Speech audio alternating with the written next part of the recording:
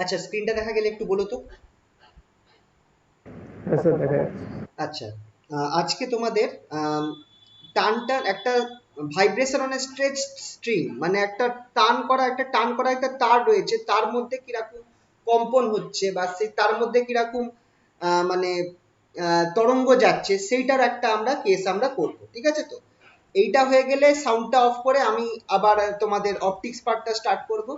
আচ্ছা, এখানে অনেক লেখার কেস আছে, সেই লেখার কেসের জন্য আমি এইটা তোমাদেরকে পাঠিয়ে দিয়েছি, তোমরা এখান থেকে একটুখানি দেখে লিখে নিও। আমি তোমাদেরকে কি করছি আজকে, জাস্ট একটু আইডিয়া দিচ্ছি, বেসিক আইডিয়াটা আমি এখানটায় তোমাদের দিচ্ছি। তো সবার আগে ফার্স্ট যে টপিকটা করাবো সেটা হচ্ছে vibration, vibration of a stage tree.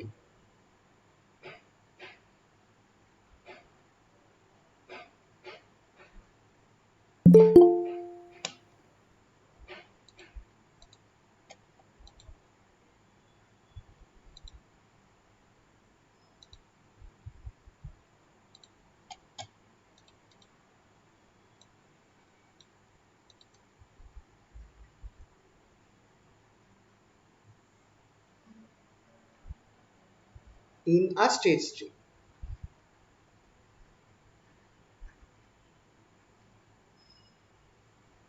একটি টান করা তারে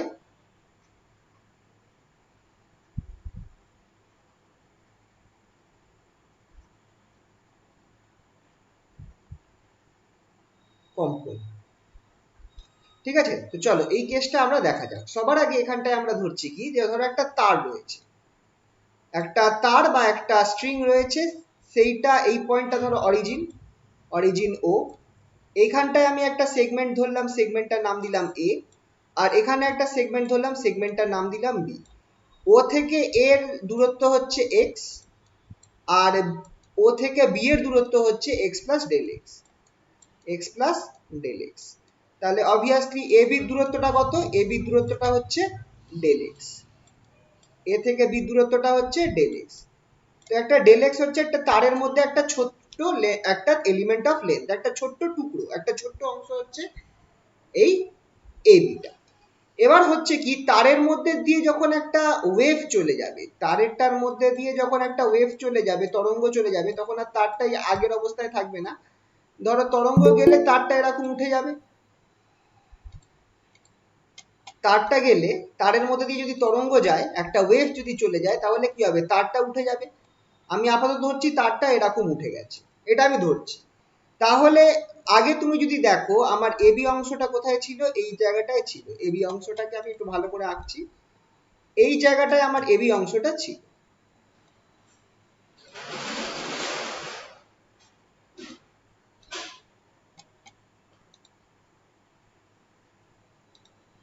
এই অংশটায় আমার এবিটা ছিল। তারের মধ্যে দিয়ে একটা তরঙ্গ গেছে বা একটা ওয়েভ যাচ্ছে বলে তারটা কি হয়েছে? উঠে গেছে। তাহলে এবিটা এখন কোথায় চলে গেছে? তুমি যদি খেয়াল করো দেখো, তাহলে এবিটা এই পয়েন্টে চলে গেছে, এ প্রাইম বি প্রাইম, এই অংশটা হচ্ছে বি প্রাইম। এবার তুমি খেয়াল করে দেখো, যখন তারটা টান টান অবস্থায় ছিল, স্ট্রেচড অবস্থায় ছিল, তখন আমার এই বরাবর একটা টেনশন কাজ করছিল টান বা টেনশন টি, আর এই বরাবর একটা টেনশন কাজ করছিল টি।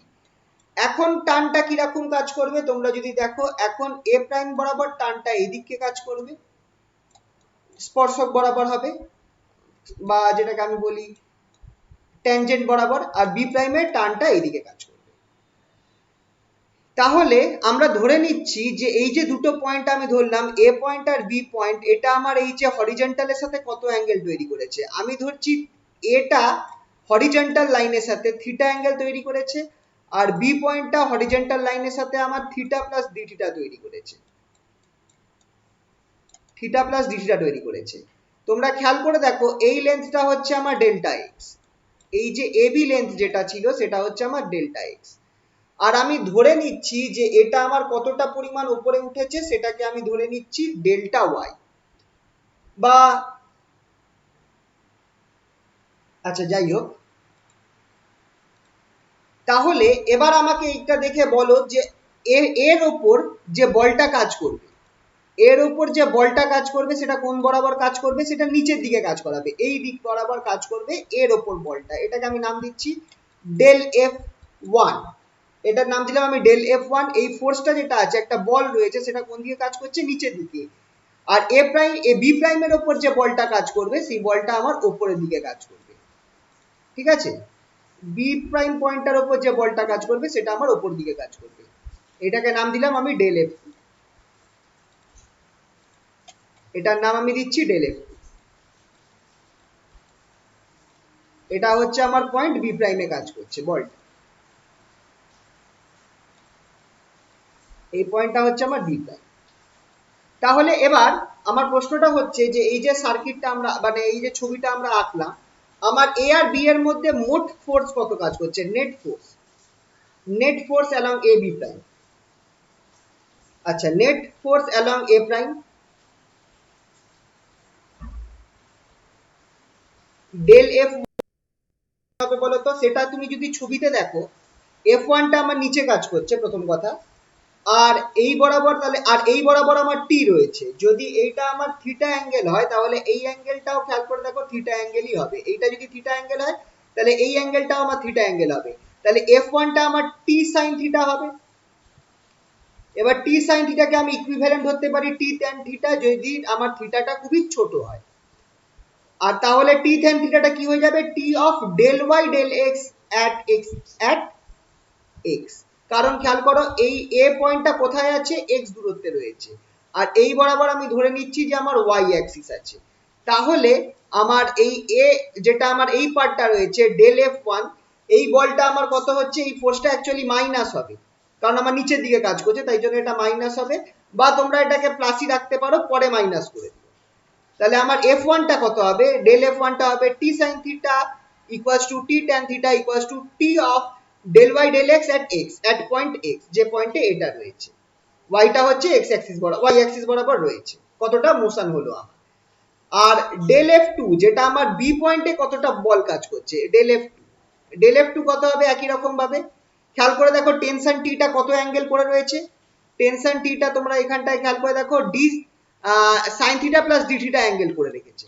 তাহলে এখানটায় আমি কি লিখবো, এফ টুটা আমি লিখবো T sine theta plus d theta, সেটা আমার হয়ে যাবে টি ট্যান থিটা, একই নিয়মে tan theta plus d theta, এখানে আমি ধরে নিচ্ছি থিটাটা খুবই ছোট তাই জন্য sine theta equals to tan theta লিখছি। সেটা আমার কি হয়ে যাবে, del y del x at, এটা কি হবে বলতো, এক্স হবে নাকি অন্য কিছু হবে, এটা বলতে পারবে? যদি আমার এফ ওয়ানটা অ্যাট এক্স হয়ে থাকে, একদম x plus del x, very good, x plus del x হয়ে যাবে, ঠিক আছে। তাহলে আমার মোট ফোর্সটা কত কাজ করছে, নেট ফোর্স বা মোট বল on A prime B prime কত হবে আমার, এটা সেটা হয়ে যাবে আমার delta F Y equals to, Y ধরে নিচ্ছি, equals to delta F two minus delta F, ঠিক আছে। মাইনাস কেন করছি, কারণ ছবিতে দেখো এফ ওয়ানটা আমার নিচের দিকে কাজ করছে আর ডেল্টা এফ টুটা উপরের দিকে কাজ করছে, তাহলে মোট উপরের দিকে কত ফোর্স কাজ করছে সেটা হচ্ছে আমার F two minus F, which is equals to, এটা আমার কি হয়ে যাবে, T del y del x at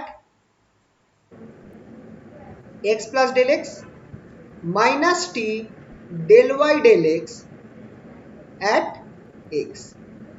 এবার করব কি, আমরা এখানে আমরা টেলার সিরিজ ব্যবহার করব। টেলার সিরিজ অনুযায়ী তুমি fx কে তুমি এইভাবে লিখতে পারো, fx কে তুমি at f equals to a লিখতে পারো প্লাস 1/1 ফ্যাক্টোরিয়াল f এর একটা ডেরিভেটিভ হবে at x minus a হবে নাকি, sorry x minus a f of f এর একটা ডেরিভেটিভ হবে f a plus 1/2 factorial x minus a whole square, x minus a whole square f double prime, double derivative হবে, এরকম করে জিনিসটা চলতে থাকবে, এটাকে বলা হয় টেলার সিরিজ। টেলার সিরিজে যদি আমি ডেল ওয়াই ডেল এক্স টাকে ভাঙি তাহলে কি হবে, দেখো del y del x at x plus del x, এইটাকে যদি আমি ভাঙি,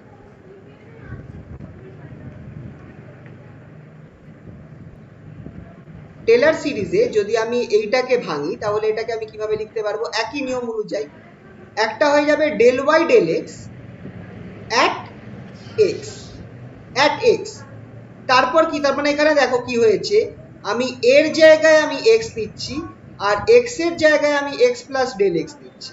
তাহলে এই ফর্মুলাটায় ফেলে তুমি দেখো পরের পয়েন্টটা কি হবে, 1/1 ফ্যাক্টোরিয়াল এক্স মাইনাস এ, এক্স এর জায়গায় আমার কি থাকছে, এক্স এর জায়গায় আমার কি থাকছে, এক্স প্লাস ডেল এক্স। তার মানে এখানে এক্স প্লাস ডেল এক্স বসাবো, মাইনাস এর জায়গায় কি আছে এক্স, তার মানে এক্স বসাবো। এখানে ফার্স্ট ডেরিভেটিভ হবে, first derivative of F A, F এটা কি আছে, এইটা del y del x at x. তাহলে এখানটায় আমার কি হয়ে যাবে, এটার ডেরিভেটিভ, তার মানে del two y del x two at x. একই রকম ভাবে পরের কম্পোনেন্টটা কি হবে, প্লাস 1/2 ফ্যাক্টোরিয়াল, এটা আমার হয়ে যাবে x plus del x minus x whole square. এখানটা এটার সেকেন্ড ডেরিভেটিভ হবে, তার মানে 3 হয়ে যাবে। এরকম ভাবে চলতে থাকবে প্লাস ডট ডট ডট। তাহলে আমরা শুধু নেব হচ্ছে প্রথমটা অবধি, আমরা শুধু প্রথমটাও, প্রথম না, প্রথম দ্বিতীয় অবধি নেব, at x plus del x. এইটাকে আমরা কত অবধি নেব, প্রথমটা del y del x at x plus এই 1 ফ্যাক্টোরিয়াল টার্মটা আছে, এখানটায় আমার এক্স মাইনাস এক্স কেটে যাচ্ছে, কি পড়ে থাকছে del two y del x two at x, এটার সাথে delta x plus dot dot dot. এই অবধি আমরা নেব, বা এই অবধি নেব নেগলেক্টিং হায়ার টার্মস। এখানটায় আমি এর থেকে বড় টার্মস গুলোকে নেগলেক্ট করছি, নেগলেক্টিং হায়ার অর্ডার টার্মস। তো তোমরা এই পার্টটুকুন মনে রাখতে পারো, এই পার্টটুকুন জাস্ট মনে রাখবে যে del y del x at x plus del x কে আমি কিভাবে লিখবো, ডেল ওয়াই ডেল এক্স, এই পার্টটাকে বরঞ্চ মুখস্থ রাখবে, সেটাই সুবিধা হবে। টেলর সিরিজ ফেলার সিরিজ মনে করার দরকার নেই, এইটা জাস্ট মাথায় রাখবে, এই ফর্মুলাটা মাথায় রাখবে, লিখে দেবে বাই টেলর সিরিজ, এই জিনিসটা আমি লিখতে পারি। ঠিক আছে, এটা লিখলাম। এবার কি করব, এইটা দেখো ডেল ওয়াই ডেল এক্সটা বেরিয়েছে, del y del x at x plus del x, এইটা বেরিয়েছে। এইটাকে আমি এই মেন ইকুয়েশনটায় বসিয়ে দেব, এই ইকুয়েশনটায় বসিয়ে তাহলে দেখো ডেল এফ ডেল ওয়াইটা কত পাচ্ছি, which implies del f y, সেটা আমি কি পাচ্ছি, এই ভ্যালুটা বসালে কি হবে, টিটা কমন নিয়ে নিলাম, ডেল, আচ্ছা একটু ভেঙেই করি, ডেল ওয়াই ডেল এক্স কি ছিল, at x plus del x ছিল, minus del y del x at x ছিল। এবার এইখানে আমি ডেল ওয়াই ডেল এক্স এর জায়গায় এই ফর্মুলাটা বসিয়ে দেব, এই ফর্মুলাটা বসিয়ে দেব। দেখো ফর্মুলাটা বসালে কি হচ্ছে, which is t del y del এক্সটা, এবার এটা শুধু del y del x at x হবে, plus del two y del x two into delta x minus del y del x at x. দেখো ফার্স্ট টার্মটা আর এই টার্মটা কেটে গেল, তাহলে আমার ডেল এফ ওয়াইটা কি বেরোলো, T del two y del x two delta x, এইটা বেরোলো আমার ফার্স্ট টার্মটা। এবার এইটা হচ্ছে ফোর্স, এটা কি বেরোলো, এটা বেরোলো আমার force on A prime B prime. এই যে এ প্রাইম বি প্রাইম যে আমি অংশটা ধরেছি, তারের যে এ প্রাইম বি প্রাইম অংশটা আমি ধরেছি, এইটুকুনি অংশটা, এর ওপর ফোর্স যেটা, সেটা আমরা বার করলাম, সেটা আমার কত বেরোলো, এইটা বেরোলো, T del two by del x two delta x. এবার আমরা লিখতে পারি কি, নাও ডেল এফ ওয়াই, এটাকে আমরা এই জিনিসটা লিখতে পারি, কি লিখতে পারি দেখো, m del x del two y del t two. এখানটায় আমার কি হচ্ছে, এখানটায় তুমি যদি দেখো এই অংশটা হচ্ছে আমার মাস বা ভর, কার, এ প্রাইম বি প্রাইমের, এ প্রাইম বি প্রাইমের ভরটা পাচ্ছি এখানটায়।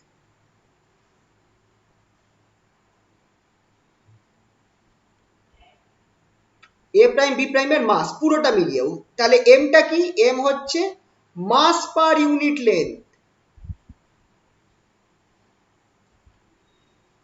প্রতি একক দৈর্ঘ্যে ভর।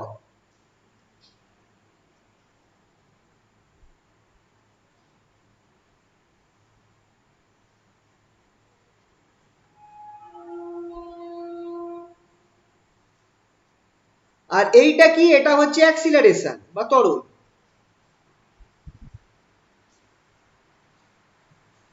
এই যে তারটা উপরে উঠছে, এই যে তারটা উপরে উঠছে, তার মানে তারের যে পার্টিকেলস গুলো আছে তার কি হচ্ছে, অ্যাক্সিলারেশন হচ্ছে, মোশন হচ্ছে। তো তারটা উপরে হচ্ছে মানে এই তারের যে পার্টিকেলস গুলো রয়েছে তার অ্যাক্সিলারেশন। তাহলে মাস ইনটু অ্যাক্সিলারেশন, সেটা ফোর্স হয়। এটা আমরা লিখতে পারি এম ডেল এক্স।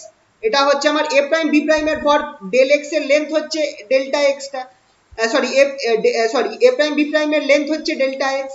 এম হচ্ছে মাস পার ইউনিট লেন্থ, প্রতি একক দৈর্ঘ্যে ভর। তাহলে এম ডেল এক্সটা হচ্ছে আমার পুরো এ প্রাইম বি প্রাইম তার ভর।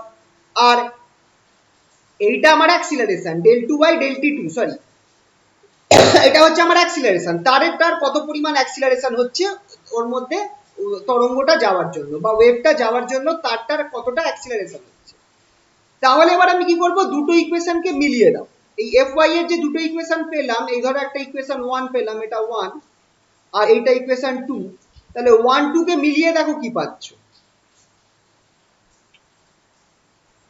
from 1 and 2 we get,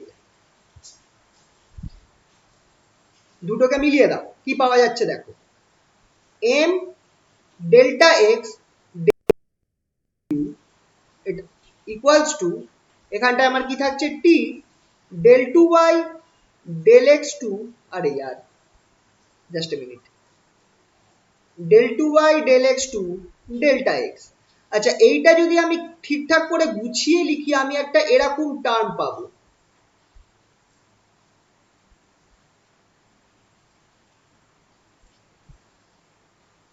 বলো এটা কি পেলাম, এই যে টার্মটা পেলাম এটা কি পেলাম, দেখে চেনা চেনা লাগছে? হ্যাঁ, ওয়েভের ইকুয়েশন, ওয়েভ ইকুয়েশন, একদম। আমি এখানটায় একটা ওয়েভ ইকুয়েশন পাচ্ছি, মানে তরঙ্গর মধ্যে দিয়ে যে ওয়েভটা চলে যাচ্ছে তার ইকুয়েশনটা। ওয়েভ ইকুয়েশন কিরকম হয়, এই ফর্মে হয়, del two y del t two equals to c square del two y del x two. তাহলে এবার আমাকে দেখে বলো যে ভেলোসিটি অফ দ্য ওয়েভ কি হবে।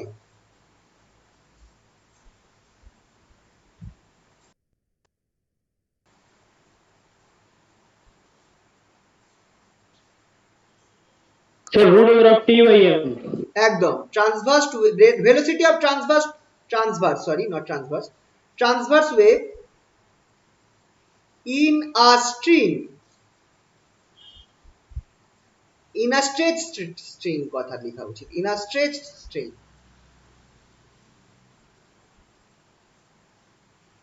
In a stretch string.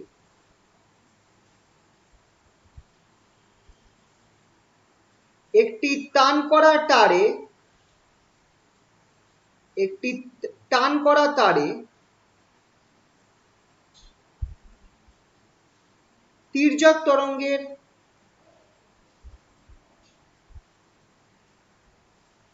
বেগ কি হবে, c equals to root over t by m. কোনটা কি বলো,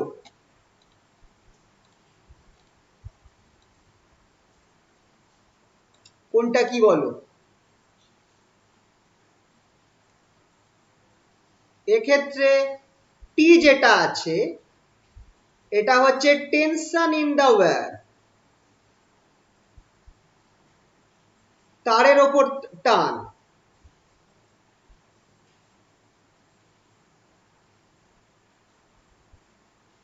আর এমটা হচ্ছে খুব important, not mass but mass per unit length.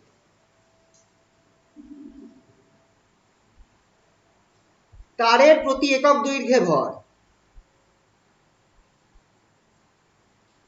একক দৈর্ঘ্যে ভর।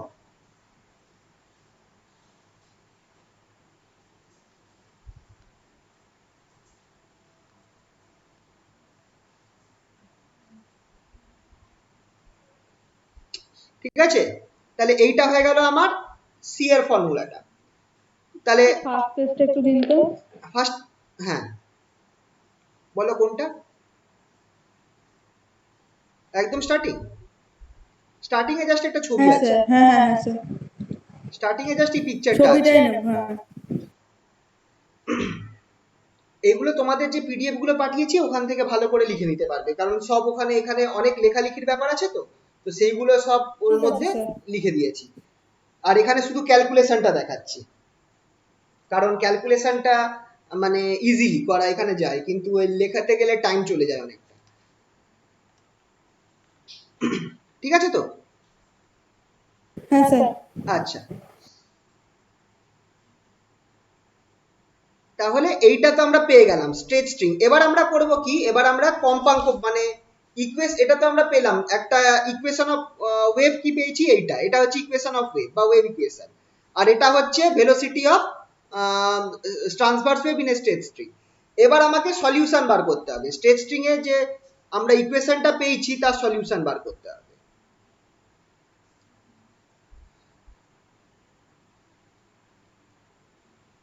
Solution of wave equation of a state string.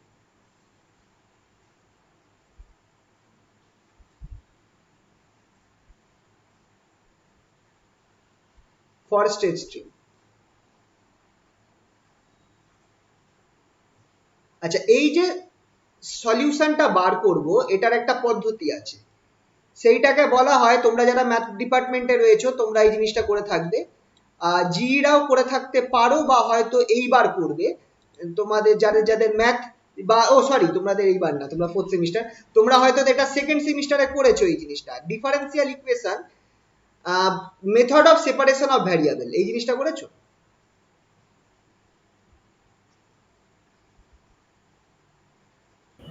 হ্যাঁ স্যার।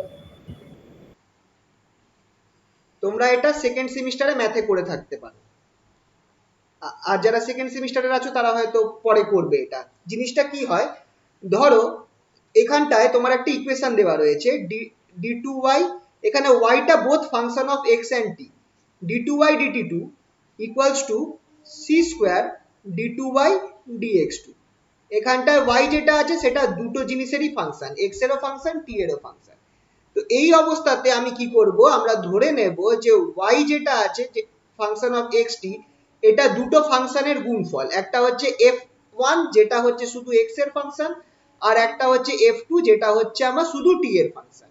এটা আমরা ধরে নেব, ধরে করব কি, এই যে বেরোলো এইটাকে আমি ইকুয়েশনটায় বসিয়ে দেব। তাহলে ইকুয়েশনটা দেখো কি হয়ে যাচ্ছে, ডেল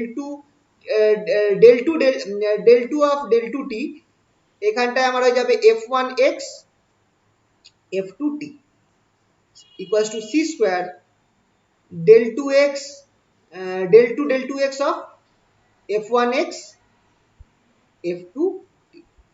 এবার যেহেতু এখানে পার্সিয়াল ডেরিভেটিভ হচ্ছে, পার্সিয়াল ডেরিভেটিভ মানে যখন আমার x এর ফাংশনটা t এর রেসপেক্টে কনস্ট্যান্ট হয়ে যাবে, তাই জন্য এটা আমার বাইরে চলে যাবে, f1x টা বাইরে চলে যাবে, আর শুধু f2 এর উপর আমার ডেরিভেটিভটা হবে লেফট হ্যান্ড সাইডে, which is equal to c square, right hand সাইডে একই রকম ভাবে f2t যেটা আছে সেটা বাইরে চলে যাবে, আর আমার এটা ডেরিভেটিভ হবে শুধু f1 এর রেসপেক্টে, কারণ f1 টা x এর ফাংশন। এবার আমি কি করতে পারি, f1 আর f2 টাকে তুমি নিচে করে দাও, তাহলে তোমার দেখো জিনিসটা এরকম চলে আসবে, f2t del 2 f2 del 2t del t2 by into equals to c square by f1x, f1 function of x del 2 f1 del x, এখানটা f2 টা হচ্ছে t এর ফাংশন, f1 টা হচ্ছে x এর ফাংশন। এখানে আমরা কি দেখছি যে এটা হচ্ছে আমার only function of t, আর এই পার্টটা হচ্ছে only function of x। একটা পার্ট লেফট হ্যান্ড সাইডটা হচ্ছে আমার only function of t, আর রাইট হ্যান্ড সাইডটা হচ্ছে only function of x। আর তারা এরকম দুটো আলাদা আলাদা জিনিসের ফাংশন একমাত্র তখনই ইকুয়াল হবে যদি এই দুজনে একটা কনস্ট্যান্টের সমান হয়।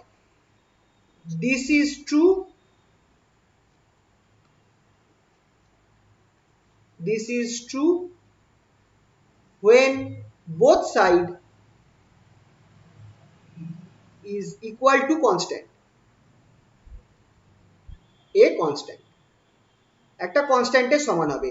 সেই কনস্ট্যান্টটাকে আমরা কি ধরবো, সেই কনস্ট্যান্টটাকে আমরা ধরবো মাইনাস ওমেগা স্কোয়ার। এবার দেখো এইগুলো যখন সায়েন্টিস্টরা এগুলো করেছিলেন তখন ওনারা অন্যরকম ভাবে সলভ করেছিলেন, করে শেষে দেখলেন যে কনস্ট্যান্ট যেটা আসছে সেটা অ্যাঙ্গুলার ফ্রিকোয়েন্সির সাথে ম্যাচ খেয়ে যাচ্ছে, তাই জন্য পরে এখন আমরা যেটা ধরছি আমরা ওটাকে অ্যাঙ্গুলার ফ্রিকোয়েন্সি ডাইরেক্টলি ধরে নিচ্ছি minus omega square.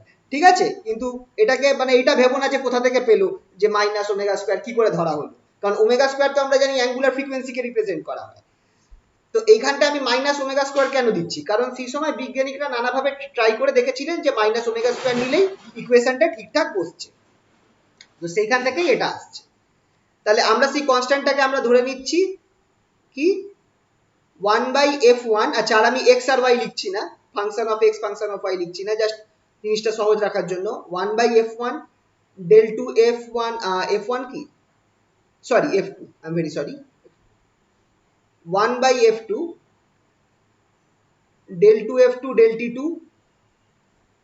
equals to c square by f1 del 2 f1 del x2 equals to minus omega square, both side equals to minus omega square, যেটা একটা কনস্ট্যান্ট। এই মাইনাস ওমেগা স্কোয়ারটা একটা constant. এবার আমি আলাদা আলাদা করে ভাঙবো, আলাদা আলাদা করে ভাঙবো কিভাবে, প্রথম পার্টটাকে ভাঙবো আমি এইভাবে, তাহলে 1/f2 del 2 f2 del t2 equals to minus omega square, এটা আমার একটা টার্ম হবে। এখান থেকে আমি কি লিখতে পারি, which implies del 2 f2। আচ্ছা, এবার যেহেতু আমার এইটা শুধু আমার একটা পার্টিকুলার ফাংশনের ডেরিভেটিভ, তাই পার্সিয়াল ডেরিভেটিভ না লিখে যদি আমি টোটাল ডেরিভেটিভ করে দিই আমার জিনিসটা কিন্তু ভুল হবে না, equals to minus omega square f2। তাহলে এটাকে কি লিখতে পারি, which is equals to d2f2 dt2 plus omega square f2 equals to 0। এই ইকুয়েশনটা সলিউশন যদি আমি বার করি, এখান থেকে সলিউশন কি হবে বা এটা সমাধান কি হবে, এটা আমরা একবারে লিখে দিচ্ছি কারণ আমরা সিম্পল হারমোনিক মোশনের ইকুয়েশন হয়ে গেছে, এটা ইকুয়েশন অফ SHM। আর এর সমাধান আমরা জানি কিরকম হয়, f2 equals to আমরা এটা নিতে পারি c cos omega t plus d sin omega t, আমরা যা হোক নিতে পারি, আমি এখানটায় c আর d কনস্ট্যান্ট টার্ম ধরেছি। এটা হচ্ছে এটার সমাধান, এই ইকুয়েশনটার সমাধান। ঠিক আছে, কারণ আমরা করেছি এর আগে, আমরা জানি আমরা এটাকেই লিখতে পারি। আমরা তুমি বলতে পারো এবি নিলাম না কেন, কারণ আমি পরেরটা এবি ধরবো বলে, যা হোক কনস্ট্যান্ট ধরতে পারি, আমি সি আর ডি কনস্ট্যান্ট ধরেছি মানে কোফিসিয়েন্ট গুলোকে। আচ্ছা, এই অবধি ঠিক আছে তো? কারোর কোনো কোশ্চেন থাকলে করতে পারো এই অবধি, যদি কারোর কিছু বুঝতে অসুবিধা হয়ে থাকে। ঠিক আছে স্যার। এবার তাহলে পরের এই পার্টটাকে আমরা ব্যবহার করব, এই পার্টটাকে চেক করে এর সলিউশনটা বার করব, f1টা বার করব। পরের পার্টটা আমার কি আছে, 1/f1 del 2 f1 del x2 equals to minus omega, আচ্ছা c আছে, সরি এখানে c আছে, c square minus omega square. তাহলে আমরা এখানটা d2f1 লিখতে পারি, d2f1 dx2 equals to minus omega square by c square f1। এবার এই omega square by c square কে আমি কি লিখতে পারি, k স্কয়ার লিখতে পারি, মাইনাস k স্কয়ার f1। এবার তোমরা যদি একটুখানি মনে করাবার জন্য জিনিসগুলো একটু হালকা করে বলে দিই, একটু হালকা করে জিনিসগুলো একটু বলে দিই,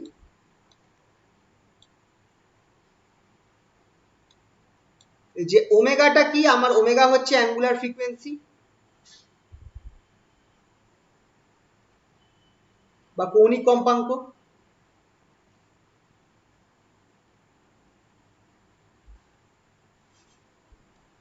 আচ্ছা, ওমেগার সাথে, আচ্ছা ওমেগাটাকে আমরা কিভাবে লিখতে পারি, ওমেগাকে লিখতে পারি আমি 2 পাই ফ্রিকোয়েন্সি, 2 পাই নিউ লিখতে পারি, নিউ হচ্ছে ফ্রিকোয়েন্সি, নিউটা হচ্ছে নর্মাল কম্পাঙ্ক বা ফ্রিকোয়েন্সি। কেটা কি, কেটা হচ্ছে 2 পাই বাই ল্যামডা, কেটা হচ্ছে 2 পাই বাই ল্যামডা, আর c equals to nu lambda, তুমি ওপর নিচে 2 পাই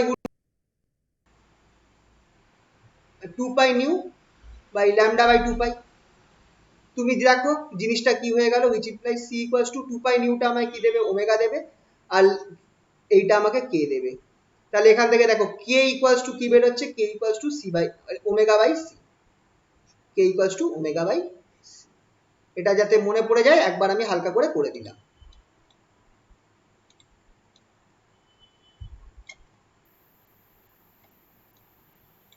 ঠিক আছে, কিভাবে এলো কোনটা এলো আশা করছি বুঝতে পেরেছো। কেটাকে বলা হয় ওয়েভ ভেক্টর, ল্যামডাটা হচ্ছে তরঙ্গ দৈর্ঘ্য বা ওয়েভলেন্থ। ঠিক আছে, তো এগুলো মনে পড়লো তো, এই রিলেশন গুলো মুখস্থ রাখবে।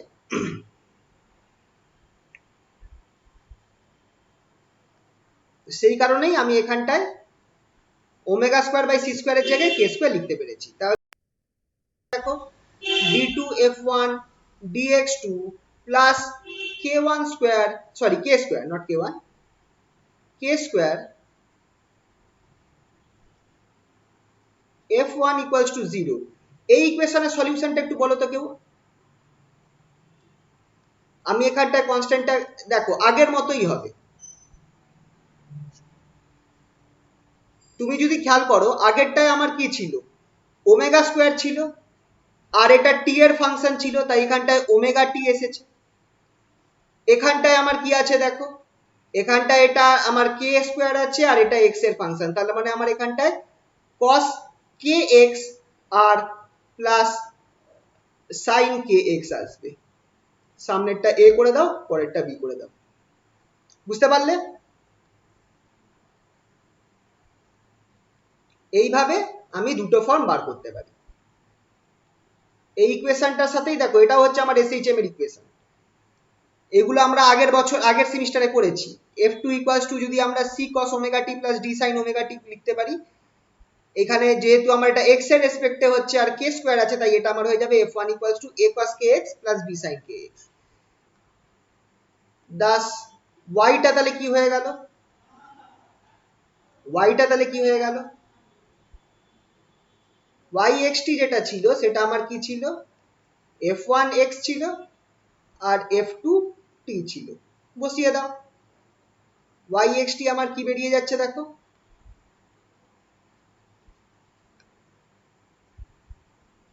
yxt আমার বেরোচ্ছে a cos kx plus b sin kx into c cos omega t plus d sin omega t। এইটা আমরা পেলাম। ঠিক আছে, এইটা আমরা মানে ফাইনাল যে সমীকরণটা মানে ফাইনাল রিলেশনটা পেলাম। ঠিক আছে, বা ফাইনাল সমাধান, এই যে ওয়েভ ইকুয়েশনটা যে ছিল, এই মেন ওয়েভ ইকুয়েশনটা, এইটার সমাধান আমরা পেলাম।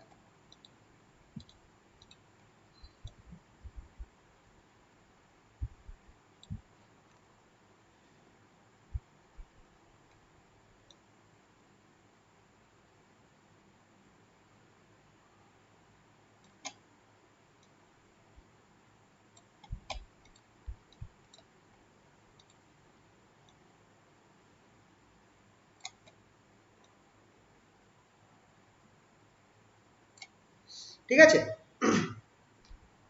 এবার এই দুটো টার্ম তো হলো, এবার আমাদের এখানটায় একটা কন্ডিশন ধরতে হবে যে তারটা অসীম দৈর্ঘ্যের তার তো নয়, not of an infinite length. তারটা প্র্যাকটিক্যালি কি হবে, বাউন্ড থাকবে দুটো পয়েন্টের মধ্যে। এই টান টান করা তারটা আমার দুটো পয়েন্টে বাউন্ড থাকবে, অ্যাট x ইকুয়ালস টু 0 তে বাউন্ড থাকবে আর x ইকুয়ালস টু l এ বাউন্ড থাকবে। x ইকুয়ালস টু 0 আর x ইকুয়ালস টু l, এই দুটো পয়েন্টের মধ্যে তারটা বাউন্ড থাকবে। তাহলে তারটাকে তুমি যখন ভাইব্রেট করবে, এই পয়েন্টটা যেহেতু ফিক্সড, এই পয়েন্টটা আর এই পয়েন্টটা যেহেতু ফিক্সড, এই দুটো বিন্দু, তাহলে এখানে আমার সবসময় কি হবে, এখানে কি আমার নোড তৈরি হবে না অ্যান্টি নোড তৈরি হবে বলো। এই পয়েন্ট দুটোতে যদি তরঙ্গ যায়, এই পয়েন্টটা যেহেতু ফিক্সড, এখানে সবসময় কি থাকবে, নোড থাকবে না অ্যান্টি নোড থাকবে, নোট তৈরি হবে। নোড একদম, বা নিস্পন্দ বিন্দু।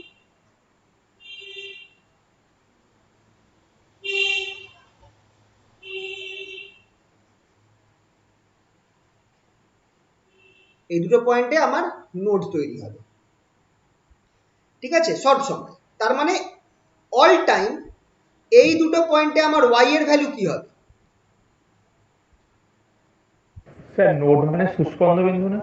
না, এটা অ্যান্টি নোড। সুস্পন্দ মানে যেটা ম্যাক্সিমাম হাইট উঠেছে, আচ্ছা ঠিক আছে, সুস্পন্দ মানে যেটা মুভ করছে, তাই তো আশা করি নাকি? হ্যাঁ তাই হবে। নিস্পন্দ বিন্দু মানে হচ্ছে ওই পয়েন্টটাতে, নাকি উল্টো বলছি? একবার দেখো স্যার তো, মনে হচ্ছে উল্টো বলছেন। একবার দেখো তো, একবার দেখো তো, আমার খাতাটা কোথায়, বুঝতে হবে। আগের দিন করেছিলাম ওখানেই হবে, দাঁড়াও এক সেকেন্ড।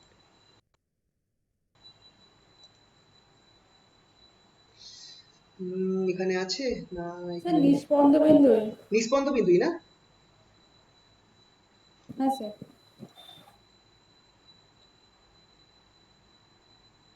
নিস্পন্দ বিন্দুই হবে যতদূর আমার মনে পড়ছে, কারণ ওই পয়েন্টটা তো নড়াচড়া করছে না।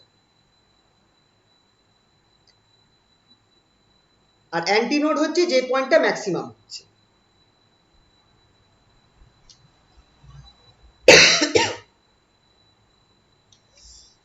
আচ্ছা, তাহলে এবার আমরা করছি কি, এই পয়েন্টটা যেটা রয়েছে, আমার কন্ডিশনটা হচ্ছে যে এই দুটো পয়েন্টে যেহেতু আমার কখনো, আর ওয়াইটা হচ্ছে আমার তারটা কতটা উপরে উঠলো সেটা হচ্ছে ওয়াই, তো এই দুটো পয়েন্ট যেহেতু বা নিচে গেল সেটা হচ্ছে ওয়াই। তো এই দুটো পয়েন্ট যেহেতু নড়াচড়া করবে না সবসময়, এক্স ইকুয়ালস টু জিরোতে আর এক্স ইকুয়ালস টু এল এ ওয়াই এর ভ্যালু কি থাকবে? জিরো থাকবে। খেয়াল রাখবে ওয়াই এর ভ্যালু সবসময় zero at x equals to zero and x equals to L. তাহলে এবার আমার এখানটায় কি ইকুয়েশন হচ্ছে, এই জায়গাগুলো সব লেখানো রয়েছে নোটের মধ্যে, তোমরা ওখান থেকে একটু লিখে নিতে পারবে। এই দেখো সব লেখানো আছে এখানটায়, এই সলিউশনটা বার করলাম, এই যে এই পোর্শনটা এখানটা তোমরা একটু লিখে নেবে। তাহলে এর ফলে কি হলো দেখো, এর ফলে এবার কি হচ্ছে, y এর ফর্মুলা আমরা কি পেয়েছিলাম? y পেয়েছিলাম আমরা a cos omega t, sorry a cos kx plus b sin kx into c cos omega t plus d sin omega t। এবার at x equals to zero y কি? y equals to zero, তাহলে y এর জায়গায় zero বসাও, তাহলে এখানটায় a cos zero plus b sin zero, c cos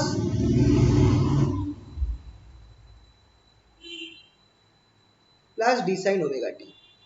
এবার আমরা এই যে সেকেন্ড পার্টটা আছে এটাকে জিরো ধরবো না। কেন ধরবো না? এইটা জিরো হয়ে যাওয়া মানে কি হবে বলতো, সব সময় আমার মানে জিরো রয়েছে, সব সময় আমার টাইমের সাথে সাথে আমার তারের কোনো চেঞ্জ হচ্ছে না, তারটা সব সময় দাঁড়িয়ে রয়েছে, স্থির অবস্থায় রয়েছে। কিন্তু তা তো হচ্ছে না, তারের সাথে সাথে তারটা তো ভাইব্রেট করবে, তারটা তো উপর নিচ করবে, তারের তো একটা ভাইব্রেশন হচ্ছে, মানে সময়ের সাথে সাথে তারটা কি হবে? উপর নিচ করবে যখন ভাইব্রেট করাচ্ছ। তো এই পার্টটাকে কখনো আমি জিরো ধরবো না, এই পার্টটাকে কখনো আমি জিরো সাথে ইকুয়াল ধরবো না। তাহলে একমাত্র একটা কন্ডিশনই এক্ষেত্রে হতে পারে, সেটা কি হতে পারে? তাহলে আজ এখান থেকে কি হচ্ছে, which is equals to 0 into a c cos omega t plus d sin omega t। এবার এই যে পোর্শনটা রয়েছে টাইমের পোর্শনটা, এটা কখনো আমরা জিরো ধরবো না, কারণ এইটা জিরো ধরা মানে টাইমের সাথে সাথে আমার তারটা চেঞ্জ হচ্ছে না, তারটা একদম স্থির হয়ে রয়েছে, যেটা আমার এই কেস নয়। কারণ আমি যখন তারটাকে আমি ভাইব্রেট করাবো দুটো পয়েন্টের মধ্যে, তারটা এই দুটো পয়েন্টের মধ্যে ভাইব্রেট করবে। তাহলে তারের যে কোনো বিন্দু তুমি ধরো, সেই বিন্দুটা আমার কি হচ্ছে, টাইমের সাথে সাথে ওপর নিচ করছে, তার ওয়াই অ্যাক্সিস বরাবর মুভমেন্ট হচ্ছে, ওয়াইটা জিরো থাকছে না। তো সেই কারণে আমি এই কেসটাকে আমি জিরো ধরবো না, এই পার্টটাকে আমি জিরো ধরবো না। তাহলে একমাত্র পসিবিলিটি কি আছে, a ইকুয়াল টু জিরো। বলো বলো। স্যার নেটে অ্যান্টি নোড মানে নিষ্পন্দ বিন্দু দেখলাম। অ্যান্টি নোড মানে, দাঁড়াও দেখতে হবে তাহলে আমাকে, হ্যাঁ স্যার একবার একটু চেক করে নেবেন আপনি। দাঁড়াও এক সেকেন্ড।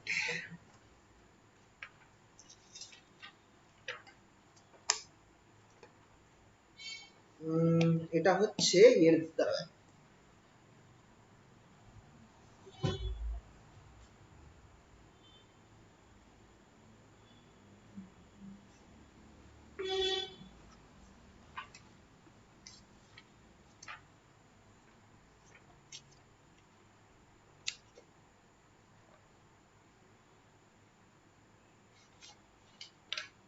না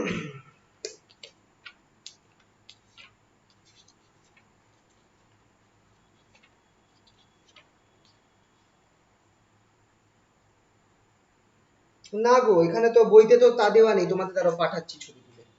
বইতে তো অ্যান্টি নোড না অ্যান্টি স্যার, নোড আপনি আগের দিন নোটস মানেই তো নিষ্পন্দ বিন্দু লিখিয়েছেন। আচ্ছা স্যার, আপনি দেখলেই হলো। ঠিক আছে। না, আমি বইতে নোটই পেয়েছি, আমি বইতে নোটই পেয়েছি, তাহলে তোমাদের একটা ছবি পাঠিয়ে দিচ্ছি। দেখো, যদি কনফিউশন থাকে তোমরা একবার এইচএস এর বই দেখতে পারো কি দেওয়া আছে। আমি আমি এই বইটাতে এটাতে আমি এই জিনিস পেয়েছি, তাহলে দেখাচ্ছি।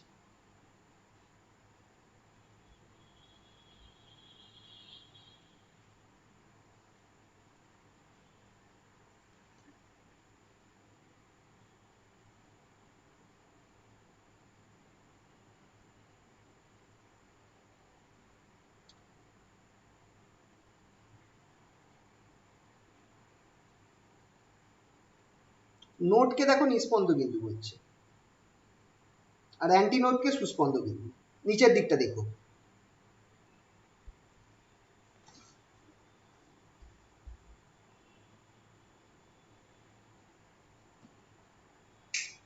এবার এই বইতে যদি ভুল দেওয়া থাকে তাহলে আমি বলতে পারবো না, আমি তো এটা দেখিয়ে করেছি। তোমরা বেস্ট কাজ করতে পারো কি, তোমরা অ্যান্টি নোড নোড ইউজ করো, সব থেকে সুবিধা হবে। যে পয়েন্টটাতে জিরো এটা 100%, যে পয়েন্টটা জিরো থাকছে, ওয়াই জিরো থাকছে, সেটা নোড। আর যে পয়েন্টে ওয়াই ম্যাক্সিমাম হচ্ছে সেটা অ্যান্টি নোড। এইটুকুনি আমি 100%, বাংলাটা ভুল হলেও হতে পারে, বইতে আমি যা দেখেছি সেটাই তোমাদের বলেছি।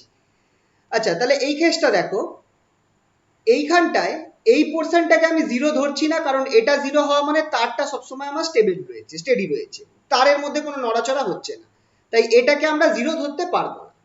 কারণটা লিখে দিয়েছি, মানে ইয়েতে নোটে লেখা আছে। তো একমাত্র আমার কি পসিবিলিটি আছে, পসিবিলিটি হচ্ছে যে আমার এটা জিরো হবে, একমাত্র পসিবিলিটি হচ্ছে এটা জিরো। এ যদি জিরো হয় তাহলে আমার ওয়াই কি হয়ে যাচ্ছে দেখো, তাহলে ওয়াই এর মধ্যে এর ভ্যালুটা জিরো বসিয়ে দাও, ওয়াই আমার হয়ে যাচ্ছে B sine k x C cos omega t plus d sine omega টি। এটা আমার ওয়াই এর ভ্যালুটা বেরোলো। যেহেতু আমি এটা জিরো বার করেছি, এর জায়গায় এই ফর্মুলাতে, এর জায়গায় এই ওয়াই এর যে মেন ফর্মুলাটা, এই ফর্মুলাটায় আমি এর জায়গায় জিরো বসিয়ে দিয়েছি। বসিয়ে আমি তাহলে কি পেলাম, যে y equals to b sine k x plus c cos omega t plus d sine omega t. এবার নেক্সট কন্ডিশন কি আছে, at x equals to L y equals to zero. তাহলে এবার y এর জায়গায় জিরো বসাও, কি হয়ে যাবে, বি সাইন কে L C cos omega t plus d sine omega t. এবার এখানটায় সেম কেস, এই পার্টটাকে আমি জিরো ধরবো না, এই পার্টটাকে জিরো ধরবো না। তাহলে আমার দুটো কন্ডিশন হতে পারে, আইদার বি আমার ইকুয়ালস টু জিরো হবে, অর সাইন কে এলটা আমার জিরো হবে। এবার এই পার্টটাও আমাদের কাজে লাগবে না, এই পার্টটাকে আমরা ধরবো না, একই কারণে, কারণ বিটাকে যদি আমি জিরো ধরে নিই তার মানে আবার তুমি দেখো ওয়াইটা আমার সব সময়ের জন্য জিরো হয়ে যাচ্ছে। বিটাকে জিরো ধরে নেওয়া মানে তোমার এই ইকুয়েশনটা প্রত্যেক টাইমে, তুমি দেখো বিটায় যদি জিরো ধরে নাও তাহলে এইটা তো আমার ওয়াই এর ইকুয়েশন বেরোলো, এই পুরো পার্টটা জিরো হয়ে যাবে ফর অল টাইম, প্রত্যেক সময়ের জন্য। তোমার টি চেঞ্জ হবে, তার সাথে সাথে তোমার ওয়াই এর ভ্যালু চেঞ্জ জিরো হয়ে থাকবে, ফিক্সড হয়ে থাকবে, জিরো জিরো হয়ে থাকবে। তার মানে কি, যদি তোমার ওয়াই এর কোনো চেঞ্জ না হয়, ওয়াইটা হচ্ছে তারটা ভাইব্রেশনের সময় কতটা উপরে উঠলো সেটা হচ্ছে ওয়াই এর ভ্যালু, তারের কোনো একটা অংশ কতটা উপরে উঠলো সেটা হচ্ছে y at point x, x পয়েন্টের অংশটা কতটা উপরে উঠেছে সেটা হচ্ছে ওয়াই এর ভ্যালু। তো যদি আমার বিটা জিরো বসাই তাহলে আমি সবসময় আমি ওয়াই এর ভ্যালু জিরো পাবো, সবসময় আমার ওয়াই এর ভ্যালু জিরো দেবে। তার মানে কি হচ্ছে, যে তার টাইম চেঞ্জ হলেও তারটা আমার সবসময় স্ট্রেট হয়ে রয়েছে, কোনো ভাইব্রেশন তারের হচ্ছে না। কিন্তু আমি তো ধরেছি যে ভাইব্রেশন হবে, তাই জন্য বি ইকুয়ালস টু জিরোটা আমি এক্ষেত্রেও ধরতে পারবো না। ঠিক যেভাবে আমি এই টাইমের পার্টটাকে জিরো করছি না, একই রকম ভাবে বি এরটাকে আমি একমাত্র জিরো ধরতে পারবো না। তাহলে একমাত্র পসিবিলিটি কি আছে, একমাত্র পসিবিলিটি আছে সাইন কে এল সেটাকে জিরো হতে হবে। এবার সাইন কে এল কখন জিরো হয়, যখন সাইন আমার কোন ভ্যালুগুলোর জন্য জিরো হয়, 2m পাই এই ভ্যালুগুলোর জন্য, যখন আমার ইভেন মাল্টিপল অফ পাই হয় তখন কিন্তু সাইন আমার জিরো হচ্ছে। জিরোতে 2 পাই, জিরোতে জিরো হয়, n ইকুয়ালস টু 0, এবার এখানেও আবার same case, n equals to 0টাও ধরা যাবে না, m ইকুয়ালস টু 0টাও ধরা যাবে না, m ইকুয়ালস টু 0 বাদ দিয়ে বাকি আমরা যতগুলো কেস আছে সেইগুলোর জন্য আমরা ধরব, which implies kl equals to 2m pi, kl equals to আমার কত বেরোলো 2m পাই, যেখানে m এর ভ্যালু কি কি হতে পারে 1 2 3 ধরছি, m equals to 0 ধরছি না, কারণ m equals to 0টা একদম ওই স্টার্টিং কেসটা হয়ে যাবে। হ্যাঁ বল। স্যার বলছি সাইন এন পাই এর ভ্যালু তো 0। ও হ্যাঁ n পাই হবে, 2m পাই করছি, সরি m পাই হবে, ভেরি সরি, m পাই হবে, m পাই, ইয়েস আমি কসের সাথে আমার গুলিয়ে গেছিল, সরি m পাই। তাহলে এখান থেকে বা m না করে এক কাজ করি n করে দিই, সুবিধা হবে, n করে দিই, আমি খাতাতেও n ই করে রেখেছি, n পাই হবে, সরি n এর ভ্যালুটা আমার কি হবে, n এর ভ্যালুটা হচ্ছে 1 2 3, 0 বাদ দিয়ে বাকি সব কিছু নিতে পারি। তাহলে k দেখো কি হচ্ছে, k ইকুয়ালস টু আমার হয়ে গেল n পাই বাই l, মানে k এর কি একটা ভ্যালু আছে না, k এর অনেকগুলো ভ্যালু আছে, তাই k টাকেও আমি সাবস্ক্রিপ্টে n হিসাবে লিখছি, kn ইকুয়ালস টু k পাই বা n পাই বাই l, এইটা হয়ে গেল আমার ফর্মুলা, এটা আমার হয়ে গেল k এর formula, kn equals to n pi by l। তাহলে খুব ইম্পর্টেন্ট, এই ফর্মুলাটা মাথায় রাখবে। তাহলে কি কি আমার হতে পারে, একটা অবস্থায় হচ্ছে যে k1 হতে পারে, k1 ইকুয়ালস টু আমার পাই বাই l হবে, k2 equals to 2 pi by l হবে, k3 equals to 3 pi by l হবে, এরকম হতে চলতে থাকবে, এই সব ভ্যালুগুলো পসিবল, k এর অনেকগুলো ভ্যালু পসিবল, ঠিক আছে, k এর অনেকগুলো ভ্যালু পসিবল, n এর প্রত্যেক ভ্যালুর জন্য k এর একটা করে ভ্যালু হবে। আর k এর সাথে ওমেগার কি সম্পর্ক, omega equals to k, omega এর সাথে k এর সম্পর্ক কি বলো, omega equals to kc, right, which implies ওমেগাও আমার অনেকগুলো হয়ে যাবে, omega equals to knc, omega n equals to knc, or omega n equals to, omega n equals to kn এর জায়গায় আমি কি করে দেবো n pi c by l বসিয়ে দেবো, omega n equals to n pi c by l, তার মানে ওমেগারও অনেকগুলো ভ্যালু হচ্ছে, অ্যাঙ্গুলার ফ্রিকোয়েন্সিরও অনেকগুলো ভ্যালু পসিবল, কি কি ভ্যালু হচ্ছে, omega 1 pi c by l দেবে, omega 2 2 pi c by l দেবে, omega 3 3 pi c by l দেবে, এক্সেট্রা, এতগুলো পসিবল ভ্যালু রয়েছে, ঠিক আছে। তাহলে k এর ভ্যালুগুলো পাচ্ছি। এবার দেখো এইটা তোমরা এখন অবধি হয়তো বুঝতে নাও পারো যে জিনিসটা আলটিমেটলি কি হচ্ছে, জিনিসটা কি হচ্ছে তোমাদের হয়তো জিনিসটা বুঝতে একটু অসুবিধা হতে পারে, যে আমরা কি করলাম, একটা এত বড় ক্যালকুলেশন করলাম, করে আমরা k বার করলাম, ওমেগা বার করলাম, আলটিমেটলি কি হলো, এতগুলো ওমেগার ভ্যালু বেরোলো, তো এইগুলো কি সিগনিফাই করছে, কি বোঝাচ্ছে। এবার আসছে জিনিসটা, ওমেগাটা কি, দেখো প্রথমে k বার করেছি, ক্যালকুলেশন করে এইসব আইডিয়া ধরে আমরা কি করলাম, আমরা k বার করলাম, k থেকে আমরা ওমেগা বার করলাম, ওমেগার ভ্যালুগুলো আর k এর ভ্যালুগুলো বার করলাম। এবার তোমরা দেখো ওমেগা জিনিসটা কি, ওমেগা হচ্ছে আমার কৌণিক কম্পাঙ্ক বা অ্যাঙ্গুলার ভেলোসিটি, ওমেগা n হচ্ছে আমার অ্যাঙ্গুলার ভেলোসিটি, ফ্রিকোয়েন্সি সরি, বা কৌণিক কম্পাঙ্ক,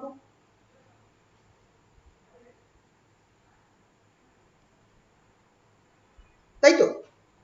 তো এবার প্রশ্নটা হচ্ছে যে ওমেগা যদি, ওমেগার সাথে ফ্রিকোয়েন্সি, নর্মাল ফ্রিকোয়েন্সি বা কম্পাঙ্কের সম্পর্ক কি,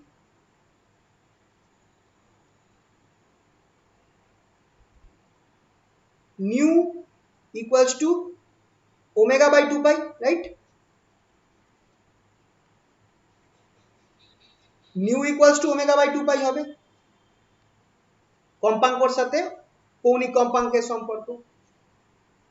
এবার যেহেতু ওমেগা n, ওমেগা একটা নেই, অনেকগুলো কম্পাঙ্ক হতে পারে, অনেকগুলো কৌণিক কম্পাঙ্ক হতে পারে, ওমেগা n আছে, অনেকগুলো আছে, ওমেগা 1 ওমেগা 2 ওমেগা 3 প্রত্যেকের এরকম ভ্যালু আছে, তাহলে ফ্রিকোয়েন্সিও অনেকগুলো হবে, ফ্রিকোয়েন্সিও আমার অনেকগুলো হবে। Mu n equals to 2 pi omega n by 2 pi. তাহলে এবার ওমেগা এন এর মানটা বসিয়ে দাও, mu n equals to 1 by 2 pi omega n এর জায়গায় কি বসাবো, n pi c by l. এইটা বেরোলো তো। এবার আমি এখানটায় কি করতে পারি, দেখো পাই পাই কেটে গেল, নিউ এন আমার কি হয়ে যাচ্ছে, আমার হচ্ছে এন বাই 2 এল সি। আচ্ছা এবার আমাকে একটুখানি মনে করে বলো সিটা কি বেরিয়েছিল,